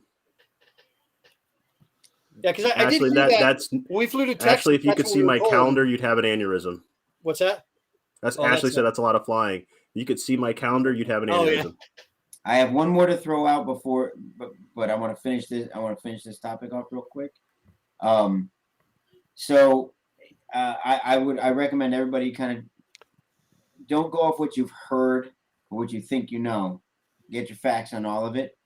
With that being said, I run more AEG than I do HPA. That may slowly change. I can tell you I understand why Junkies builds more HPA than they do AEG, because it just gets old. It really gets old. Listen, when you're trying to hit the right joule rating on an AEG, and someone's like, I really need to be like 151 to 155, and you're like at 145, and that spring you put in, man, that was on a Friday, last day of the month, you know, and it's just not there. So now you got to take the whole thing apart, or you got a bad seal, or you got this or that. HPA, now you're there. Again, I'm lazy. That's why I run HPA. Me was cost, the parts and stuff like that. When I have my AG, my Crytek, I still have. I keep that. That was probably the best one to last the longest. But cost-wise, for parts and things like that. So, yeah. She looks nice. But I do HPA because I was trying not to shoot, I don't want to freaking, brat everybody in high volume and all this other shit. I want a single shot and I want to hit my target, but I don't want to be a DMR or a sniper. So I can put a 155, 154 right there and put a D-hop barrel in there, and I hit my targets. And I don't go through a lot of air. So actually I can get through a weekend without having to fill my tank up, or 3 days. Right. If you're a good player, if you're not constantly dumping rounds, you can actually. So also the wear and tear on my gun's a lot less too. Yeah. So there's my cost savings right there. Thank So I you, will- Todd. By the way, Garcia, thank you very much. I appreciate that. Yes, Laz, how you doing, buddy? Rather's Rage. Laz, take a look at that. He's calling you out. he bought. Sorry. No, he's talking about north versus south, Weiner. Yeah, I Oh, know. yes. He's calling him out. He's Yeah. because all the tickets that have been purchased so far are all from the north. No southern tickets bought yet. Well, I haven't checked today. I take that back. So as he checks that, I'm going to say that also bear in mind, folks, if you have a preference and you're comfortable with the system that you have, Right. run with what you're comfortable with. Run with what you know. Don't. I mean, Yeah, and I'll never criticize anybody. None of us will ever criticize anybody for what they run. It's what their choice is. I have no problem with that. I just I find that I I get asked the question. I answer. No, I can't agree with that because if you're running a G36, I'm going to be a dick. Uh-oh. Brett's here. But no, all kidding aside, run with what you can afford, run with what you're comfortable for. There is no golden gun. There is no Brett perfect shows system. up, Weiner disappears. But there is, dude. There's a guy that runs Balak. It's up in a couple of days. He actually built an airsoft bow and arrow. I got to play with him at Rev one year, and it was brilliant. They were there. I think a woman was using it this year. I said, "What the hell is that? An airsoft bow and arrow, really?" And it was. I was like, "Holy shit, that's amazing!" That was just before that live stream got taken down, and I was pissed. But yeah, so north only so far. North only so far. By the way. You get me. But yeah, so figure out what works for you, and you can always evolve and make it better. I use what works for me because, again, I am lazy. I have AAGs. I run AAGs every now and then. But when I'm humping for a 2-day event running around the field, personally, I'd rather take my HPA gun than try to swap out a battery. People are talking about having to leave the field to refill their tanks. That's awesome. It's just as expendable as your battery. When my team rolls out, we roll heavy. We bring extra tanks. We fill them up. And we swap them out. And that's just how it works for us. But, I mean, hell, I have a TK-45 somewhere that's outranging my MTW right now, and it's irritating me. Yeah, that Joker's indestructible. It's AEG and it smokes everything else on the field. You can do it either way. It really, it's whatever you're comfortable. It is really what you're comfortable with, what you're comfortable with. But my biggest problem thus far in the past several years within airsoft, and more than that, in airsoft, is the presumptions, the stigmas, all those kind of things. That's my issue with everything's got a fanboy. Yeah, I know. Stu, my issue with the G36C. So when we first took over our field, Scott, my partner in crime, wasn't really into airsoft as much as he is now. So he was supposed to order the rental guns, and he ordered like 30 G36Cs. About 29 of them had wiring issues. So our guys are taking them out of the box, trying to get them ready because we're about to open, right? They're fresh out of the box rental guns. They're good to go. I don't have to worry about this. And they're like, yeah, this one doesn't work. Yeah, okay, get another one. And eventually, none of these work. I'm like, what? I was like, check the one we just put up on the wall for sale. That one worked. So I was like, I can open them or I can return them. So I said, here's the deal. We're going to return half of these, and I'm going to see if I can get half of them to work. I open them up. Most of them, the motor connection, they have the wires coming out, going up into the gearbox. Crack open the gearbox. They are not connected to the trigger. Oh, shit. What? The other half of them, out of the buffer tube where the line that goes to the battery is, they had these quick disconnect cables, the little breakaway ones. Half of them, those are broken, bent, or snapped. What? And you don't have to say it. And my personal favorite, the final chunk of these that we got was the last 5 of these guns. Open them up, gearbox looks fine, wiring looks fine, plug it in, nothing works. Oh my god! What the hell? It's got to be an electronics issue. Start poking around on the trigger board. There's a wax coating on the trigger contact, preventing it from closing the circuit. Oh, my shit. God, that's phenomenal. So I have a deep hatred of those goddamn things. With that, that's Oh, crazy. wow. Yep, doesn't surprise me though. Yeah, I wanted the multi-tank system, by the way, runs a single regulator through closed lines. So that was the reason I offered that to. I started working on that design is to balance the distribution of the weight, so you don't get the wobble. It basically creates a flat pack instead of having like a 48 or like a large tank. You have multiple smalls, like multiple 26s, and you get like a flat pack. And also, I don't know if it's going to be the case or not, but you get low enough in a tank, you start losing some of your refresh and PSI, even though it's not supposed to. You get low enough in the tank is what happens. Well, if you have enough air in the line being pushed from 2 or 3 smaller tanks, you'll have less of that occur. I know the volume is there, but sometimes you just lose that pressure. You lose the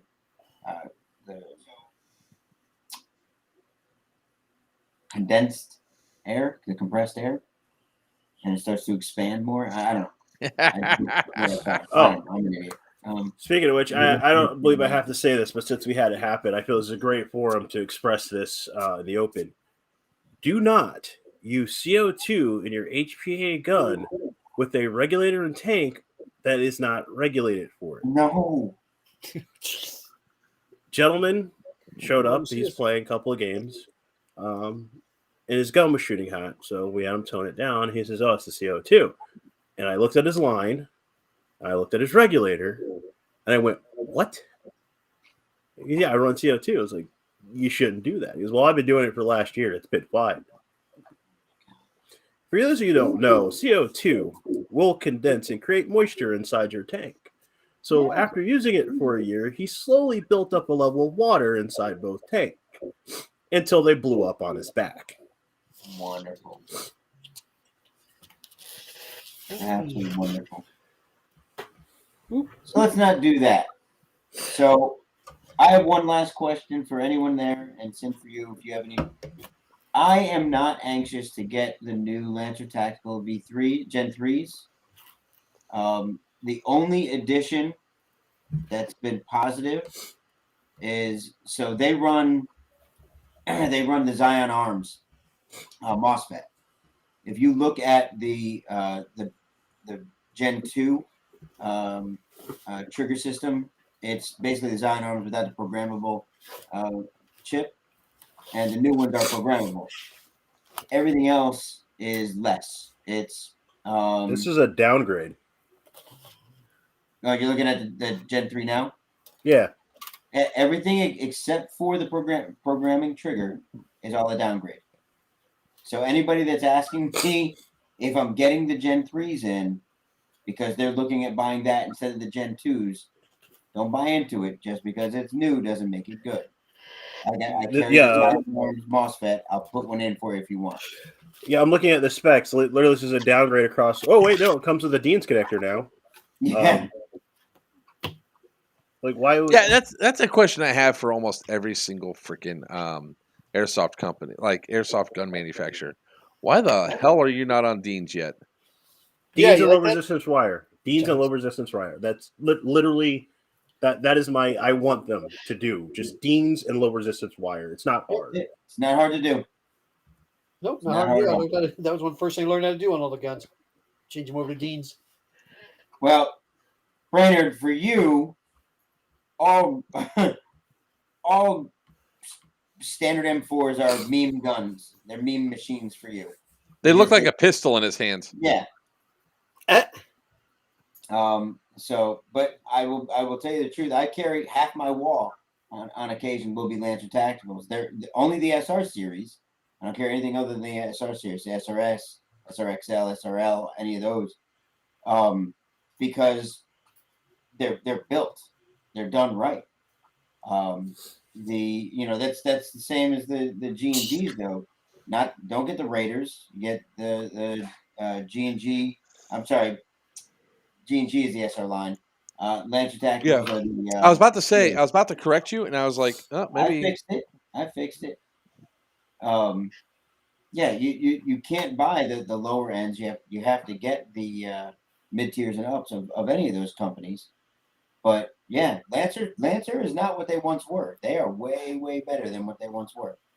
A lot of companies are making a turnaround. Rattler, all guns or LiPo say you can run a LiPo in every gun at least once. That's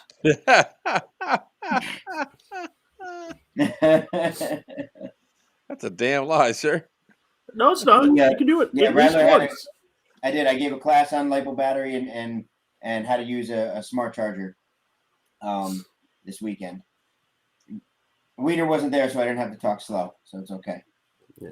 No, I have one gun somewhere, which is my do what I say, not what I do gun. It runs off of 3 100C discharge batteries in parallel. 3 100C. Oh my god! All right. Again, it's my do what I say, not what I do gun. It was funny because Gabe posted the other day, moving forward, we're no longer going to be charging. Holy shit. That's a 22.2. That is a 6 cell. Yeah, But if you it's don't like deep. your gears, you know. Is that your blow up battery to blow up the guns? What's that? Is that your blow up battery to blow up the guns? That's my stress test battery. Stress test battery, gotcha. That should have a label like mine that says voids warranties. Yeah. G&G ARP 556 Cybergun. Crytek. The LVOA came with Tamiya. I thought they switched to Deans on those. It depends on when you got them. Because when I first got my Crytek, it was Dean's. Okay. And not Dean's, sorry, it was Tamiya. Yeah, I think all cyber guns still come with Tamiya's. Like everybody, it's a very slow switch over to Dean's, which more people are demanding, more people are wanting, and it's they probably have a factory full of Tamiya. That's why. They have a factory full of Dean's. That's the thing. Tamiya's used in other things other than airsoft guns. Yeah. I think they just got a bulk deal sometime. Bought it last March. Okay, yeah, no, wow. From where? Bought it last March. From an authorized Crytek dealer. Then that's crazy. Bought it last March from Amazon. Makes sense. Seriously, I'm not knocking him. You're right. As well as I do. Yeah. Won't even take mine apart. Won't even take what apart?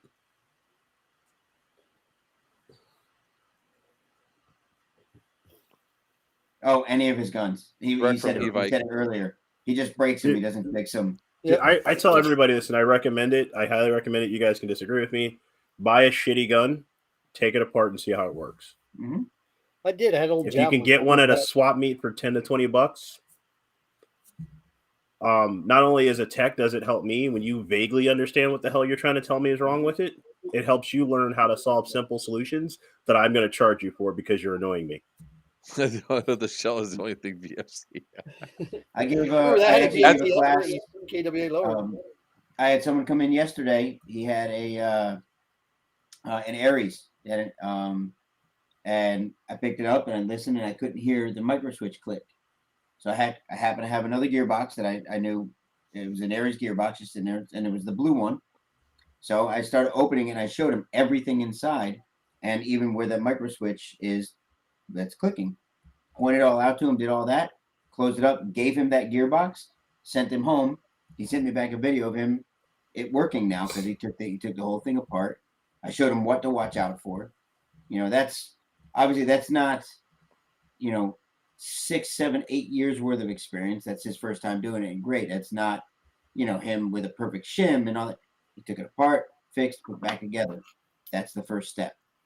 At least he respects and understands it now. Shimming, the bane of my existence. I can't do any of that. My hands don't let me grasp the small things. So how do you get? Too easy. Try. Too easy. I didn't say it. Shut up. Jesus Christ, this desk. um, well, the hell. Yeah, so anyways, that's like the guys with the Crytek guns. This is one of my huge pet peeves: is everybody likes these Crytek guns and then immediately guts them. And they're like, "Oh, it's a Yeah. Crytek. It's no longer a Crytek. You've gutted it." Yeah. Weiner actually deserves a paid trip. She doesn't play softball. Oh, is that Brett? Oh, No, that was Rattlers. I That was thought Rattlers he was Rage. releasing her. I don't care what anybody else says. Until Brett releases her, uh, PFC, the shells on the ATSC. Do I still have my first Franken gun somewhere? It's literally made of parts from all kinds of guns. I had to Dremel and sand and assemble. That was baby. Yeah, that was like one of the best things that happened when we had that shop that we fucking hate. And I took it up to another shop, and they said, "What is this? A garage build? Why? You have a VFC gear, a G&G gear? Don't know what the hell this barrel is. What hop-up unit is this? What the? Oh, and he had it for a week, but it's got 76,000 BBs that ran through that MOSFET." You say what? Yeah. Oh God. well, they're sponsors of ours too, by the way. What? Oh, yeah, they are. That's right.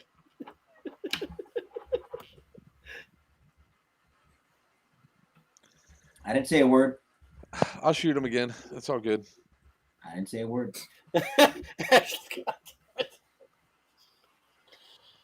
Brett, put her back in her cage. It's okay, Ashley. He just really likes the long socks. Who doesn't? See the long socks? Oh God. Oh That's man. my bedtime. I got to get going anyways. I got work. I got to still. Yeah, do it's We're over. We're now into overtime here. We talked about a lot of great things tonight. Had a good time as always. Yeah. I'm looking forward to Friday. I'll be up there early enough to because I got to check into my hotel early because the Motel 6 is making up to me for the guy they had to evict. So Yeah. I got a room. Yep. Bring a chair to the bonfire. We're gonna have more of the antics right there on Friday night.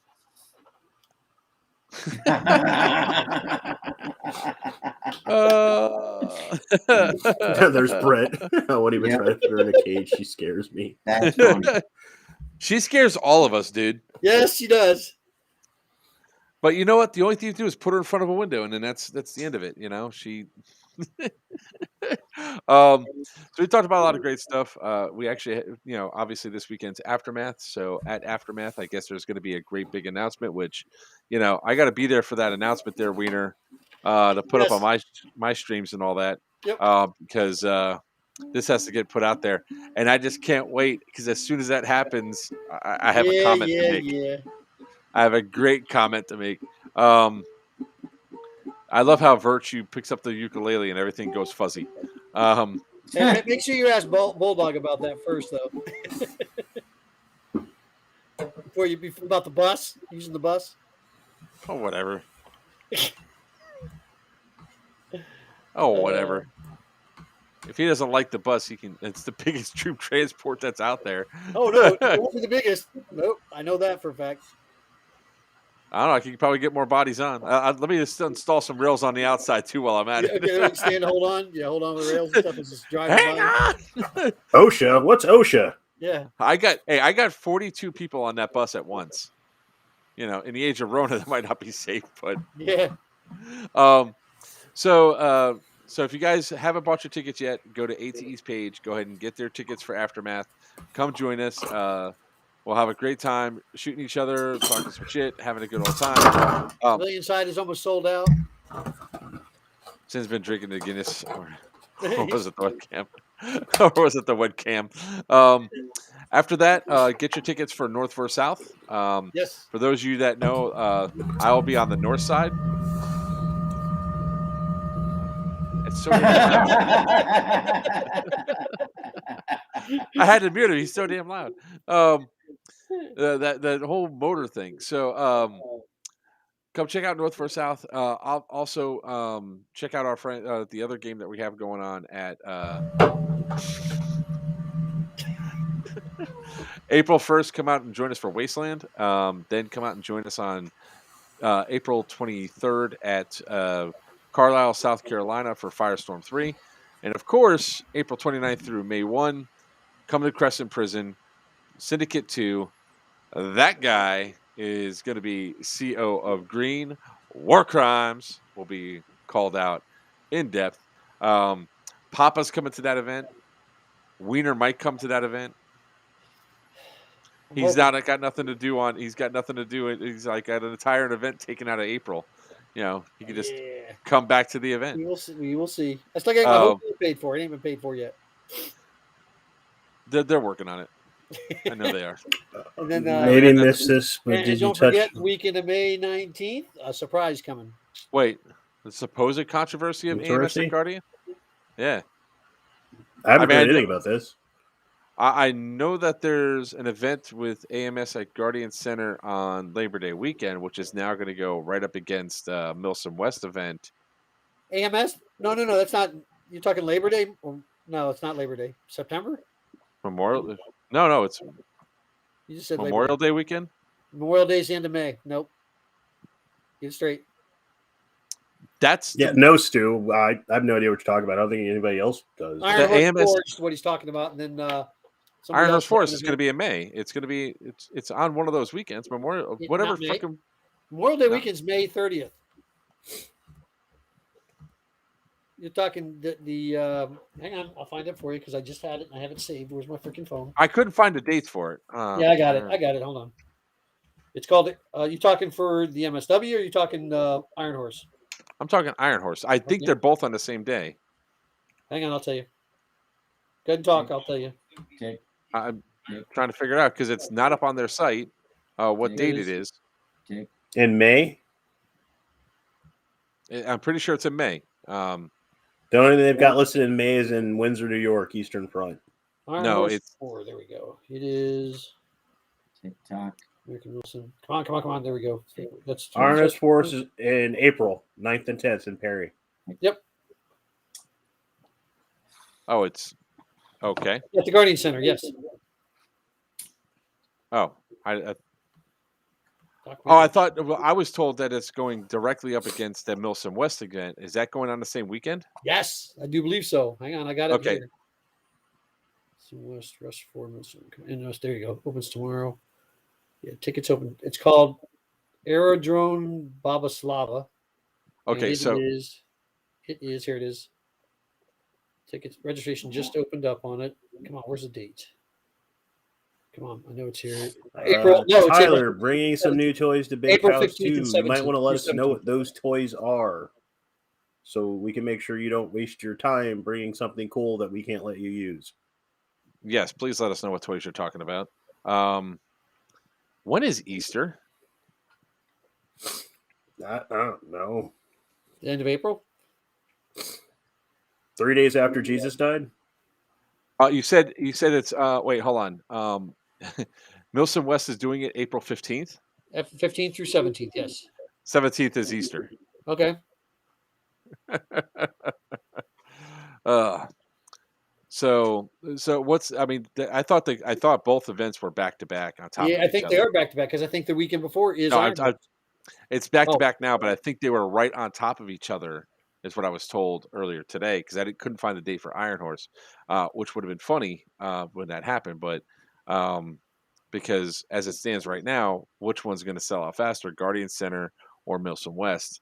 I have a feeling that those two events are going to really knock each other down a bit. They're two different complete events. So one's a 40-hour event. One's a Yeah, but there is like watching the forums for as long as I've been watching, especially people that go to Milsim West.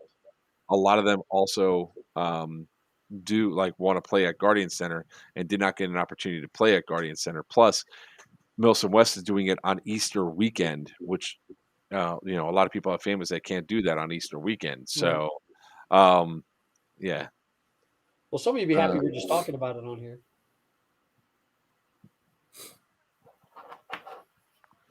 Yeah, well, that's true. I mean, they do sell out quite a bit, but this one is there's definitely some head knocking and shit going on recently with with some of these events and all that.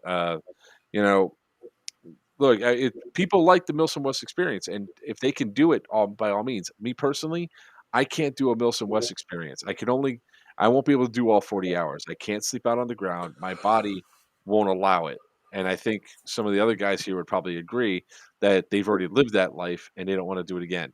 Oh, fuck no. That's why I stay in hotels. I was married But- twice. Yeah, I lived that life. Yeah. That's why I bought a bus so I can camp out at my bus with a nice, Yeah, comfortable rack personally, and all for that. me, it's Milsim West tends to be a bit more cliquish, and I graduated high school already. I don't need that. All right. So, with that all being said, next week, let's talk about that real quick before we go. I know Papa's TikTok. Let's go. Next week on Tuesday the 18th, I believe it is, right? Tuesday the 18th, starting at 7 p.m. We start our next 24-hour or 27-hour long charity live stream. We have $18,000 left to raise for Damien for his gene therapy and his little accessories for his wheelchair that's being provided by Make-A-Wish. So let's make that happen. We got a lot of cool stuff to give away. We got a lot of event tickets left. Some people have actually re-gifted back their winnings to be re-raffled off. So that's kind of awesome. Misty Miller gave the golden TCA ticket back. Really? Yeah, Paul and so that was kind of awesome. So we're gonna do that. So that's gonna kick off now. At that point in time, we'll definitely talk about the ATE's newest event, which I can't wait to talk about that AO in depth and everything else. Look at that DEO 2022. Look at that sexy thing. A.T.E Airsoft. Look at that wristband. Nice.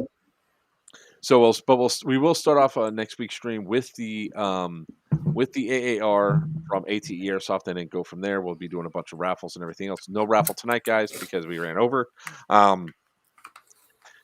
Again, check out all the cool stuff that we're going to be doing. Keep following along. Thank you all for 3 years of awesomeness so far. Let's get another 3 years of awesomeness and some great events. So until next time, I'm Joker from Players Wanted. That is Papa from Dead End Outfitters. Below me is Virtue from the illustrious Crucible Airsoft, and that's Weiner with ATE. Until next time, maybe your BBs fly true and your opponents always call your hit.